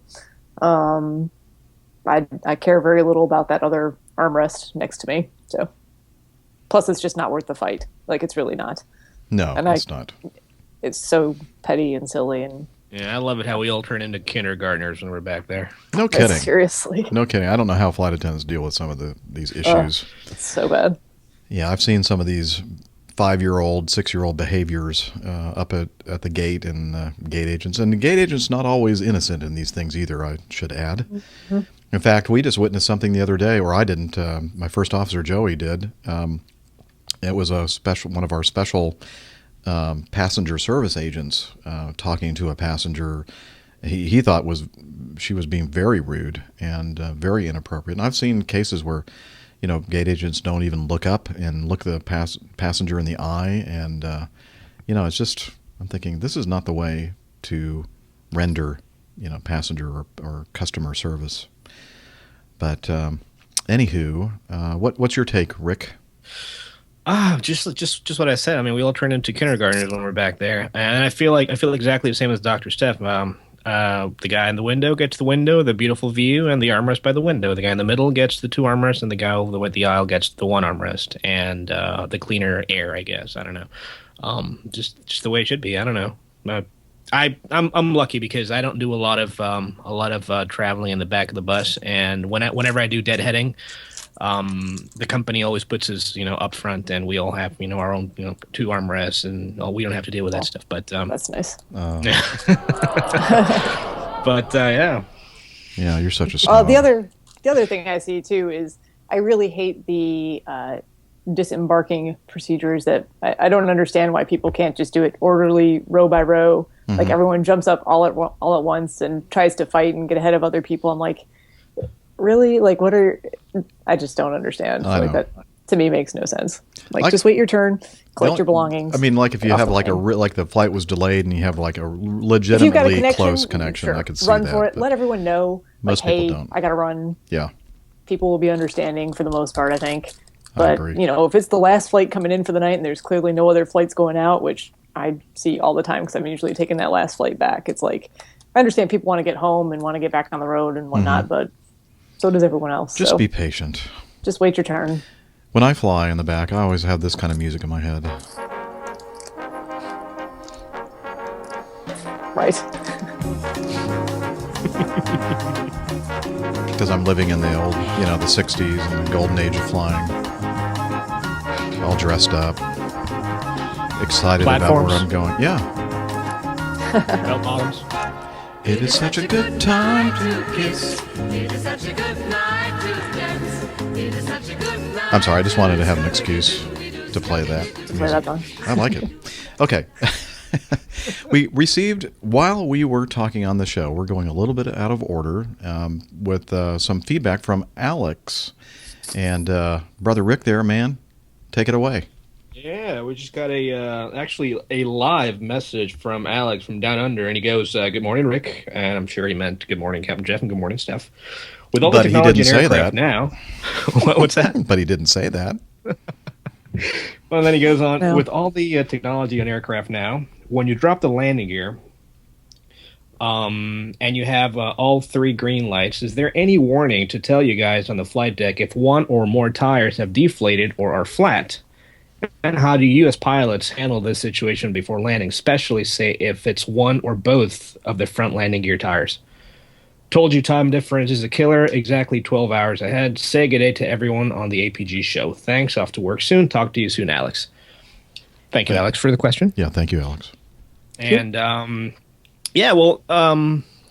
this is one of those airplane specific questions because some airplanes have what's called the tire pressure monitoring system, TPMS, and on some airplanes it's standard equipment like I don't know, but on other airplanes it's not. I remember the 767s I used to fly, we had on the lower ICAS screen, the lower engine indicating crew alert and system screen, on the middle part of the flight deck there up on the instrument panel. You would press the status button, and then you would get the information on brake temperatures, but not tire pressures. And I've seen 767s where you get both tire pressures and temperatures. On the 777, you get both of them as well. So if there is a problem with any of your tire pressures being low, then yeah, you are going to get a warning from the TPMS system letting you know. Now, how would you deal with that? Well, if you have a flat while landing, then I guess you would try to, if it's the 2 front tires, I'd try to derotate the airplane as slowly and as gently as possible to try to, reduce any damage from those tires being flat or any, rubber from flying up into the underside of the airplane. There's really not much you can do. How would you handle that, Captain Jeff? Well, as you said, it depends on the airplane you're flying as far as whether you have a deflated tire. On, I think, every airplane that I've flown so far, I've never had that capability of knowing whether or not the tire was deflated or flat.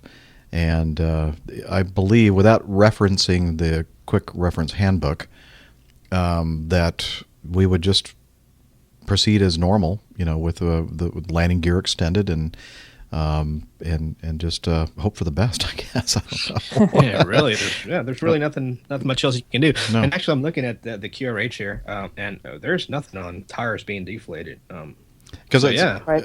So, do you have on I'm sorry, I kind of was half listening, looking at some other stuff. The tire, the 777, does it have a way to sense whether the tire is inflated or deflated? Yeah, the tire pressure monitoring system, the TPMS, and that's right. it actually gives you the tire pressure in PSI, so you know exactly what the tire pressure is inside each tire. But you don't have any specific procedures for how to. You just use your best judgment and lower especially if it's the nose gear, as slowly as possible. And just derotate as slowly as possible. And if it's a main, then on the 777 you have 12 main tires back there, so you have 2 big feet. So if one of them's out, then no big deal. Not a big deal. But yeah, I mean, I guess just proceed as normal and hope for the best. Yeah, I guess that's really all you can do. Yeah. So 2 things to jump in with here. It's funny, my car actually tells me my tire pressure in real time in PSI and will alert me if it drops below 35 PSI and makes a horrible beeping noise the entire time I'm driving around, nice. Which is awful. And I have a Jeep and we've let the air out of the tires on purpose to go driving around on the beaches, and the whole time it's like giving you this warning that your tire pressure is low. Oh, there should be a way to turn that off. Well, there is, but it's more annoying than it is. Oh. I mean, it certainly is nice to know if you get a flat tire while you're driving down the road, but I think you're going to figure it out quick enough anyway. Yeah. So there's that. And then I actually have had a flat nose gear tire on a general aviation aircraft. What happened, I actually flew back from somewhere into Raleigh-Durham and had a friend of mine pick me up in a 172, and we were going to fly back out to eastern North Carolina. So I made my way over to the general aviation terminal. He had just flown in and kind of did a quick pre-flight of the airplane. Looked great. I jumped in the left seat. He jumped in the right seat. Got our clearance and everything, and we had to taxi and we're on the east side of the airport, for anyone who's familiar. We had to taxi from the general aviation ramp down to 5 right. So a bit of a ways in a 172. It's pretty much the entire length of that runway. So we taxi all the way down there, and then we were told to hold short for landing traffic, and that happened a couple of times, or a couple of planes came in, and then we were cleared to line up and wait, and I basically advanced the throttle, and nothing happened. The plane went nowhere. And I said, I was like, well, that's weird. And I mean, it didn't seem to be anything with, engine parameters. Everything was in the green. Everything seemed to be working normally. I looked at the other guy I was flying with. I was like, are your feet on the brakes? What are you doing over there? And he's like, my feet aren't on the brakes. So we're like fiddling with the parking brake, and then Tower's coming back to us like, hey guys, we cleared you to line up and wait. And we said, well, okay, hold on, sorry, if you need a minute. We're trying. We tried, and something was not right. Give us a second here. And from inside the airplane, it was very difficult to actually figure out what the problem was, because we had just taxied over a mile down this taxiway to the runway. And basically, they're like, all right, figure it out and let us know when you're ready to go. And a couple more planes landed. And finally, there was a Southwest 737 sitting behind us. And they got on and they said, hey, we can see what your problem is. And we said, oh? And he goes, yeah, your nose gear tire's flat. And not just a little flat. It was like completely flat somehow. And the few minutes we were sitting there, and we couldn't feel anything. We couldn't tell that it had gone flat. This was most of the general aviation aircraft I fly are 1970s vintage-ish aircraft. So definitely doesn't have any of the bells and whistles. But basically, I mean, we had to get ourselves out of the way so this, Southwest flight behind us could take off. So we pulled all the way back on the yoke and kind of gave it full power and got ourselves out of the way, and then got towed back to the general aviation ramp. Wow, that's something that you have to consider if you have, even in the kind of airplanes that Rick and I fly, where if you have a long taxi route somewhere and you're really heavily loaded, you really build up the tire temperature, and even if you're not even hitting the brakes, the temperatures really start. But we had to worry about that flying the L1011 out of Hawaii, Honolulu International. Because they usually send us out to that, what do they call that, the reef runway or something, which is quite a ways out there, and we're always very heavily loaded to make especially the nonstop back to Atlanta, and we'd have to really keep our eyes on that, and it wasn't unusual to occasionally get a flat tire. Yeah. Oh, yeah. And you got us thinking afterwards. We're like, well, what if this had been like a slower leak and we didn't realize it, and we had taken off and gotten back to our arrival or our destination, we would have had no way of knowing, and it would have been a big surprise on landing too. So. Yeah. So why did you nail the brakes so hard? Well, I didn't. Yeah. I didn't. Yeah. Just looked up the Kia Racer, and there is something on tire pressure. It says condition 1 or more tire pressures are not normal, and then basically all it says is, if it can be determined that a main gear tire is flat, do not use auto brake. That's just main gears, but it doesn't say anything about the nose gear. So just put her down slowly, I guess. Yep. So yeah, that's a good question. Very good. Well, thank you very much, sir, for asking the question. And let's keep moving on here. This might be our last one, depending on how we feel. Nosebleeds. We had, what was her name? Kathy, I think? Kathy. Sent us some feedback about nosebleeds, and several of you responded with some suggestions, including Dr. Steph, but we'll let her give the definitive answer on it in just a moment. But Ray Williams and Alpharetta said he talked about maybe it depends on the ratio of bleed air to recirculated air in the cabin, and I think he was being a little bit tongue-in-cheek there. Let's see, Stuart from the UK said, listening to the call for medical persons to offer info on nosebleeds and flying, personally I would have to say that I think you've covered everything regarding the dry air and pressure changes. I do have many very detailed medical books on Kindle. I've searched the phrases epistaxis or epistaxis. How do you pronounce that, Steph? Epistaxis. Okay.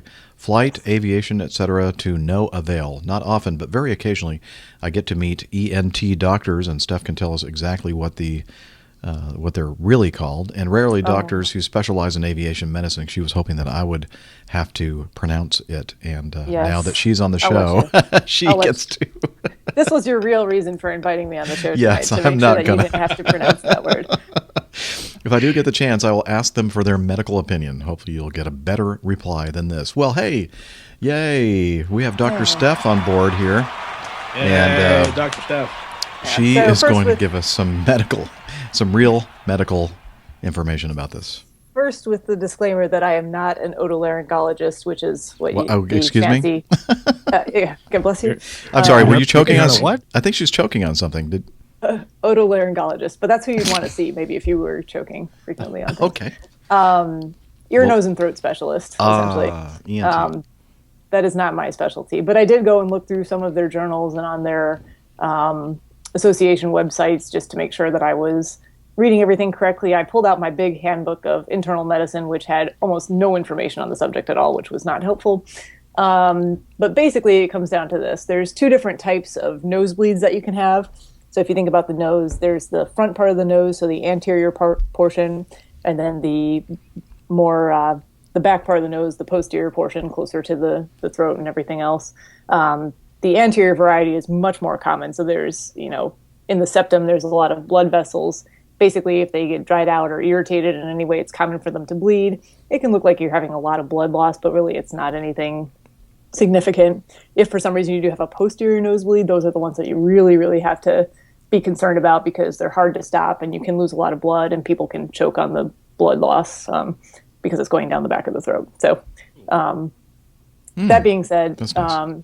Yeah, it's not pleasant. But getting back to Kathy's question, let me make sure I answer all these questions for her. So basically, what the two of you were saying last episode is pretty correct, that it's really probably mostly related to the drier than normal environment in the airplane cabin that's contributing to the nosebleed, especially if it's the more common variety of anterior nosebleeds. So the first and most important thing for me to say is that since I don't know the exact cause of Kathy's nosebleeds, it's probably a good idea for her to check with her primary care physician, and if needed, to go see an ear, nose, and throat specialist just to make sure that everything is evaluated appropriately and there's not anything that's being missed. So that being said, if it is just common variety, dry nasal passages, irritated nasal mucosa, it's easy for those blood vessels within the septum of the nose to bleed. There's a couple things that you can do to try and hopefully mitigate that or hopefully decrease the probability that will happen. First thing is you'd probably want to get a humidifier for your home and use that on a regular basis, or at least for a week to several days before you go on a flight. You can try using a light coating of petroleum jelly in the nasal passages. You don't need a whole lot because that would be kind of uncomfortable, I imagine. And what would be the brand name? What would be the with your brand name breathing. for that? What would be the brand name for petroleum jelly? Vaseline. Oh, okay. Sorry. So you can use that while you're actually on the flight. You can buy generic bottles of just nasal saline spray that help moisten dry nasal passages. You want to avoid manipulation of the nasal passages. Some would call that picking your nose, Ooh. but not saying that any of us or Kathy, What am I do supposed anything to do like with those that. long flights now? No, it's like what I have to pick my nose. There's nothing else to do. There's nothing else to do. And then something else that plays into it a lot is smoking. So if you're a smoker, that will actually dry and irritate the inside of the nose as well. So you want to make sure that you're doing your best to cut back or quit smoking. Especially smoking, like sticking the cigarette in your nostril. That would be a terrible way to smoke. with the Vaseline in it. With the Vaseline. Oh. But just some of the things that I found on their websites. I included a couple links there, so if you want to put those in the show notes, those basically go to Ear, Nose, and Throat's association's website, and then there was a sinus-specific one through Washington University in St. Louis that had some information. And then just before the show, I was actually looking up on through the Aviation Medical Examiner's Guide just to see what they have to say about it, because they're the ones who are examining pilots and looking at this type of thing. And I really didn't find anything having to do with pressure-related changes, but on the Aviation Medical Examiner's Guide, it says the examiner should determine if there's any history of nosebleeds with exposure to high altitudes. So they're kind of indicating to me that there is something potentially to do with the pressure differential or pressure changes, but I couldn't find that link. I knew it. Specifically correlated anywhere. So, yeah, that's basically. It's interesting how we weren't that far off there, Captain Jeff. I know. you guys- it's like you we guys did a good job. could be doctors. Just kidding. What do you suggest, Doctor? Well, go home and stick the cigarette up your nose. Don't forget the Vaseline. The Vaseline and a humidifier. Place a small amount of Vaseline on the part where you stick it in your mouth, but put it in your nose instead, because that could be the applicator. This show is getting much more fun when we actually have some beer.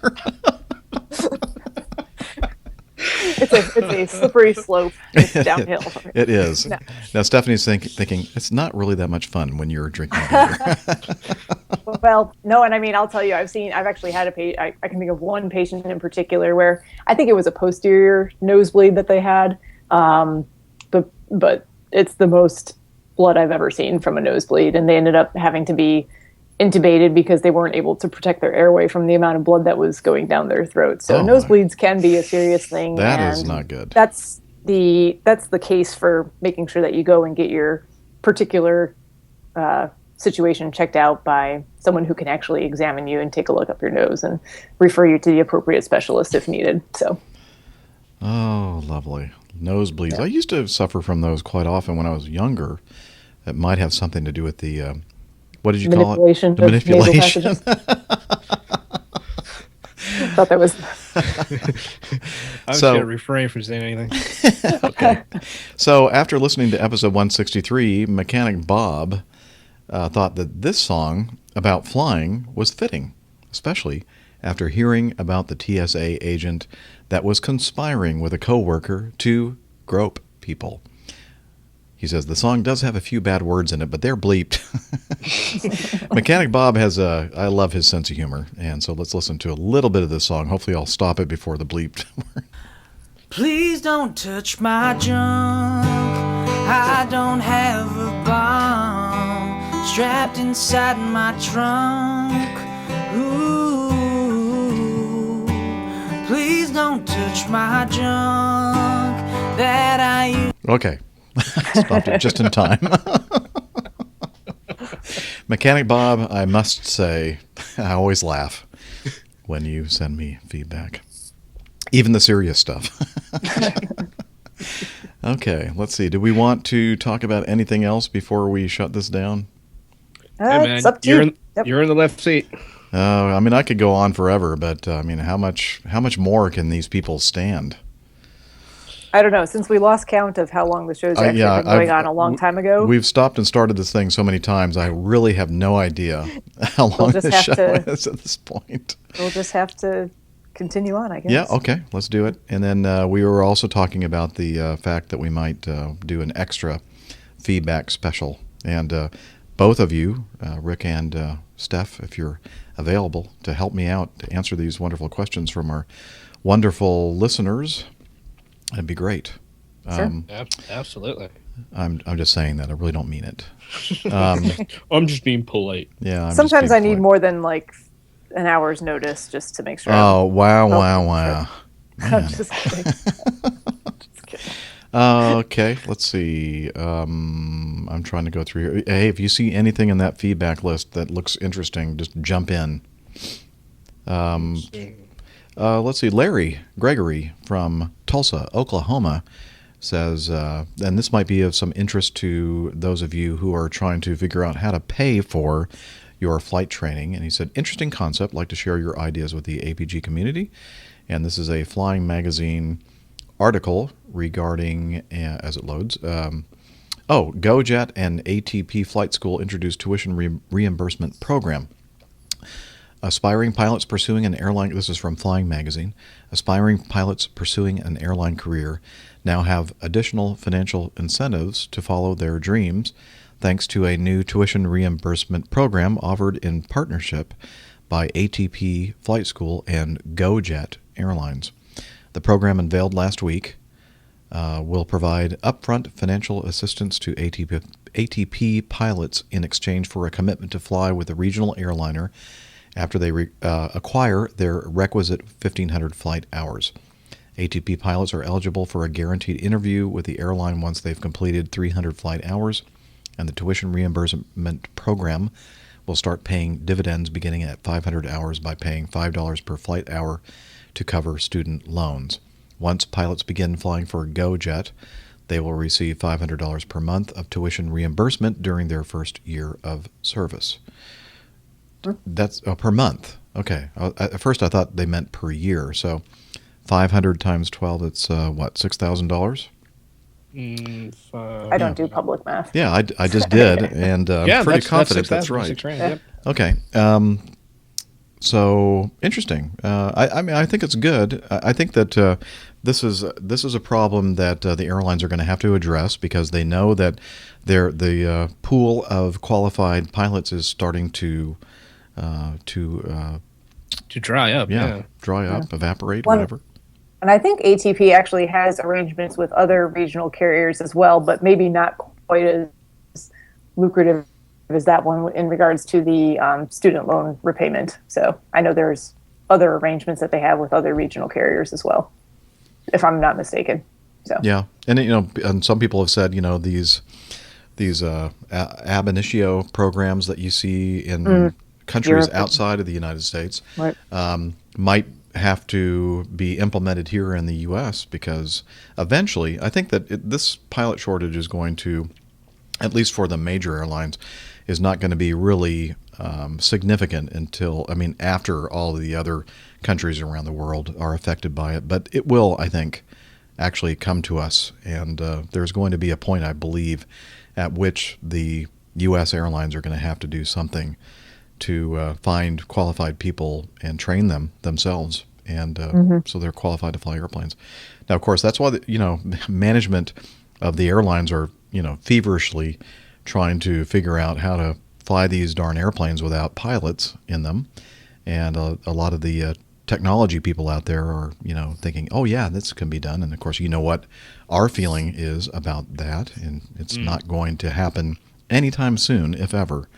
Nope. So you're always going to need a human up there in the airplane, and we need qualified people to do this job. So that's what I feel about this. I think it's good that that there are some financial incentives for people to fly with certain companies to have their right. Well, I think that's the. Oh, go ahead. I'm sorry, Dr. Steph. Go ahead. I was going to say I think that's the biggest barrier for why people maybe don't get into aviation in the first place, because they see it as just really, it's a huge financial burden initially, and it's hard to repay that. And, you know, there's easier ways to, unless you're, you know, your passion is aviation and there's nothing else, if you're going to make that dream come true for yourself, no matter what the financial burden is, then for a lot of people, it's just easier to say, hey, I'm going to do something else so I can make a living and, you know, not have to have lots of loans and whatnot. So, right. Exactly. That's kind of how I got into airline flying. I went to when I went to flight school, I went to a school called Delta Connection Academy up in Sanford. It's not there anymore. Now it's called Simuflight, I think it is. But it kind of had the same arrangement where you'd go through the program with them, then you'd be an instructor there, and then they'd put you the right seat of an RJ. There weren't ERJ that many ERJs back then. I can't believe I'm saying that back then. So yeah, basically they'd put you, right seat in a commuter, and then you build your time, and then you make left seat on that, and then you eventually go into the majors. I ended up kind of going off of a tangent there. I came back here, instructed here in Miami, and then I flew, basically aircraft deliveries all over the States, and then, a Cessna 206 and then a 208 out in the Bahamas. So that's kind of how I built my time. But yeah, these are definitely good programs. And it's interesting how you're starting to see how these guys are starting to get creative as to how to make going into a flying career a bit more attractive. Because when I was going through it, you basically had to fork up the however much money it was. Back then for me, it was something like what was it? Close to $80,000. So it's a big chunk of change. So now the fact that they're actually thinking about doing this deal where you get what is it, $500 a month for tuition reimbursement during the first year of service, makes it a bit more attractive. It kind of sweetens the deal a little bit more. And I see this kind of stuff. We're going to start seeing a lot more of this on down the road, because just like we were talking about, the pool of qualified pilots is going to start to dry up. And the airlines are going to need pilots to fly their airplanes, and this is one way of doing it. Do you have any pictures of you when you were in flight training, like at an earlier age, Rick? Really? I think you can put that as the that might be the cover art for cover the art. Oh man. So we're talking about a picture I took when I was 17, I think it was. This was way before DCA. And according to Captain Jeff, I look exactly the same. I asked him, was that taken last week? It looked the same to me. But yeah, I mean, I have a baby face. The ladies like it. Uh-huh. That's what she said.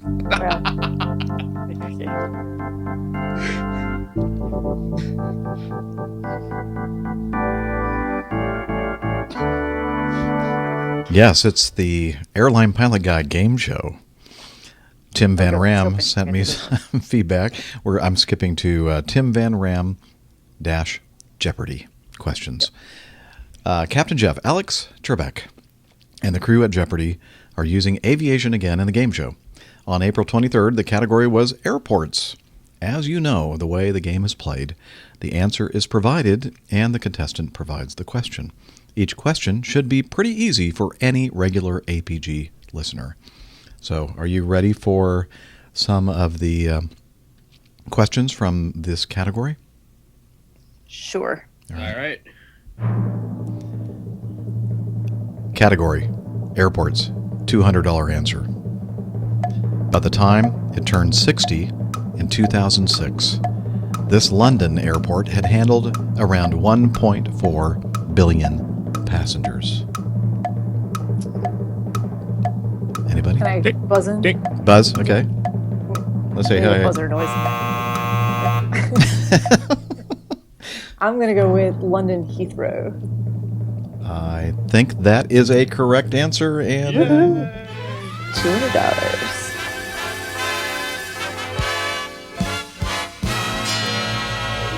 There you go.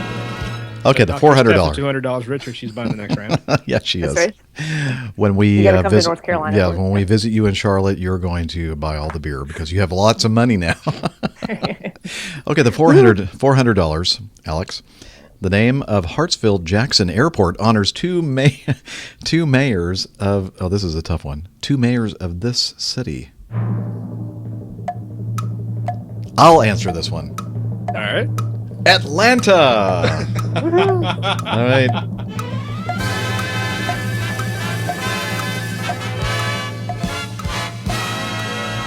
This is fun. That's fun for me anyway. $600 answer. I think it was Mayor Hartsfield and Mayor Jackson. Yes, Maynard Jackson and William B. Hartsfield. And by the way, that's an interesting story. Well, it's interesting to me. And this is my show, so I'm going to tell it. I was flying with a guy last week on my last trip, 3-day trip, and his last name is La Prue, something like that. I can't remember now. Anyway, he said that we were talking about, where you live, where you're from, that kind of thing. He said, I'm from Atlanta. I live out in Mableton, but I, grew up in Buckhead, and my family generations of were Atlanta people. And he said, in fact, my grandfather, who was a reserve colonel in the Army Air Corps, actually ran against the, at the time, Mayor William B. Hartsfield, and he won the election. So William B. Hartsfield was the mayor for one term, the first term. His grandfather ran against Hartsfield and won, and then it was so close, it was like 100 votes, that they had a recount, and then they ended up actually getting more votes for his grandfather, like 120 something. And so he actually became the mayor. And about 9 months later, the Japanese bombed Pearl Harbor, and because he was a reserve colonel or colonel in the reserves, he said, I need to go and help fight this war. And so he left, and so he was a mayor for about a year, and his deputy, or his whatever, the vice mayor or whatever that is called, took over for the rest of the term.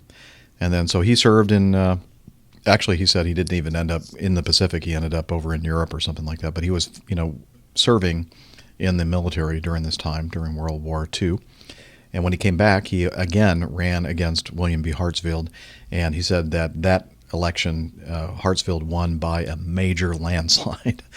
So he said that's his little piece of, family history, his claim to fame, that his grandfather was at one time a mayor during the term or the time of William B. Hartsfield, he was an incredibly popular mayor, and that's hence the reason that the airport for many years was named just for him. And in recent years, Maynard Jackson, a more recent mayor, was honored by giving his name as well to the airport.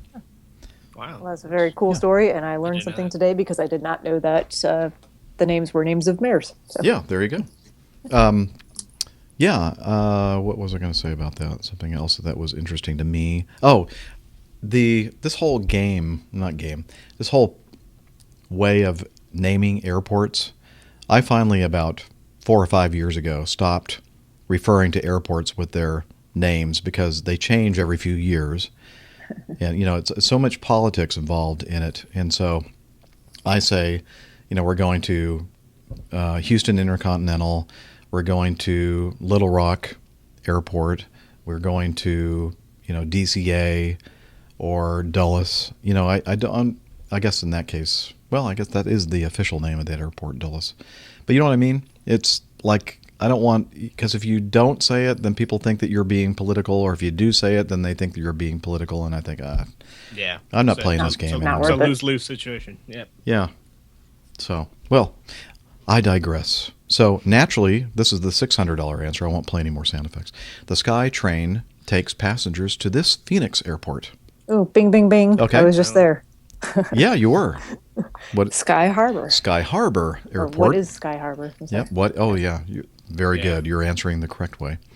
Let's see. Israel's main airport, Ben Gurion, is about 25 miles from Jerusalem and less than 10 from this city, quote, that never stops. I know that one. Come on, I know this one too. But Rick, you're not on the board yet. You're. I'm not on the board. I think you're just. I was being polite. You know what? He just doesn't want to buy any beer. That's what I was going to say. See? I really don't know the answer to this one. So could you tell me something? Tell what? Tel Aviv? Yes. What is Tel Aviv? Hey, there you go.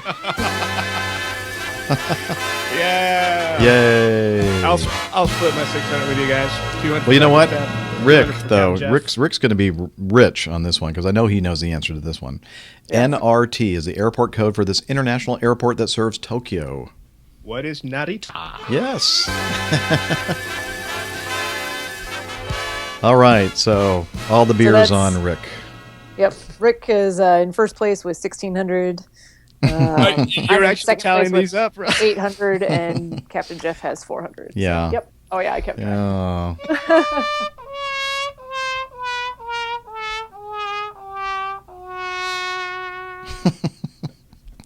I love that.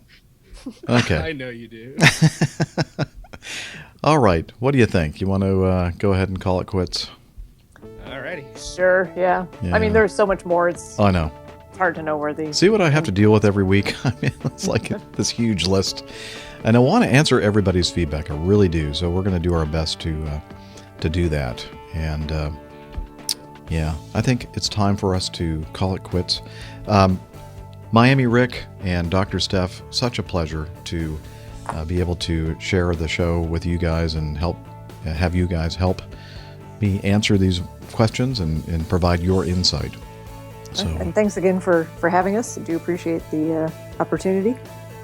Thanks, Captain Jeff. Always a pleasure. You know, it's great to right seat in your flight deck. well, thank you very much. And let's see, if you want to learn more about the show and the Airline Pilot Guy community, you can head over to airlinepilotguy.com. And there are many ways to consume this content. Many of you listen via iTunes and subscribe that way. By the way, thank you to all of you who have subscribed and also left reviews on iTunes. It's much appreciated. I do a YouTube video every episode of kind of a behind-the-scenes video of what's going on while we record the show. And you can find information about how to find that. In fact, it's on the show notes page of every episode. I put a link there to the YouTube video as well. And let's see what else. Airline Pilot Guy Coffee Fund is that information about that as well is available on the site. Show notes, all the things that we talked about on today's show, and links to these videos and other articles that our fine listeners send in each and every week is all there at Airline Pilot Guy. You should be able to find it by going to airlinepilotguy.com/165. And anything else either of you would like to say before we sign off? Go ahead, Dr. Steph. I know you want to get... You know I want to what? Did I just put you on the spot there? I don't know. I don't know. I couldn't think of anything else that I wanted to say, but apparently Miami Rick thinks there's something I had that was pressing. Yeah, we were looking for something very profound, actually. Yeah, I've got nothing. Any philosophical, theological, psychological, or because you are a physiatrist. Correct. Well, I had signed off my initial email back to Kathy with healthy flying. So how about that for a sign Healthy off? flying. Okay. Rick? No, that's pretty much it. It's always great to be, part of the show, and thank all of you guys for sending all the feedback that you send, and the show wouldn't be what it is without you guys. So thank you so much, and it's great to be here. All right. Until next time, wishing you clear skies, unlimited visibility, and tailwinds. Take care and God bless.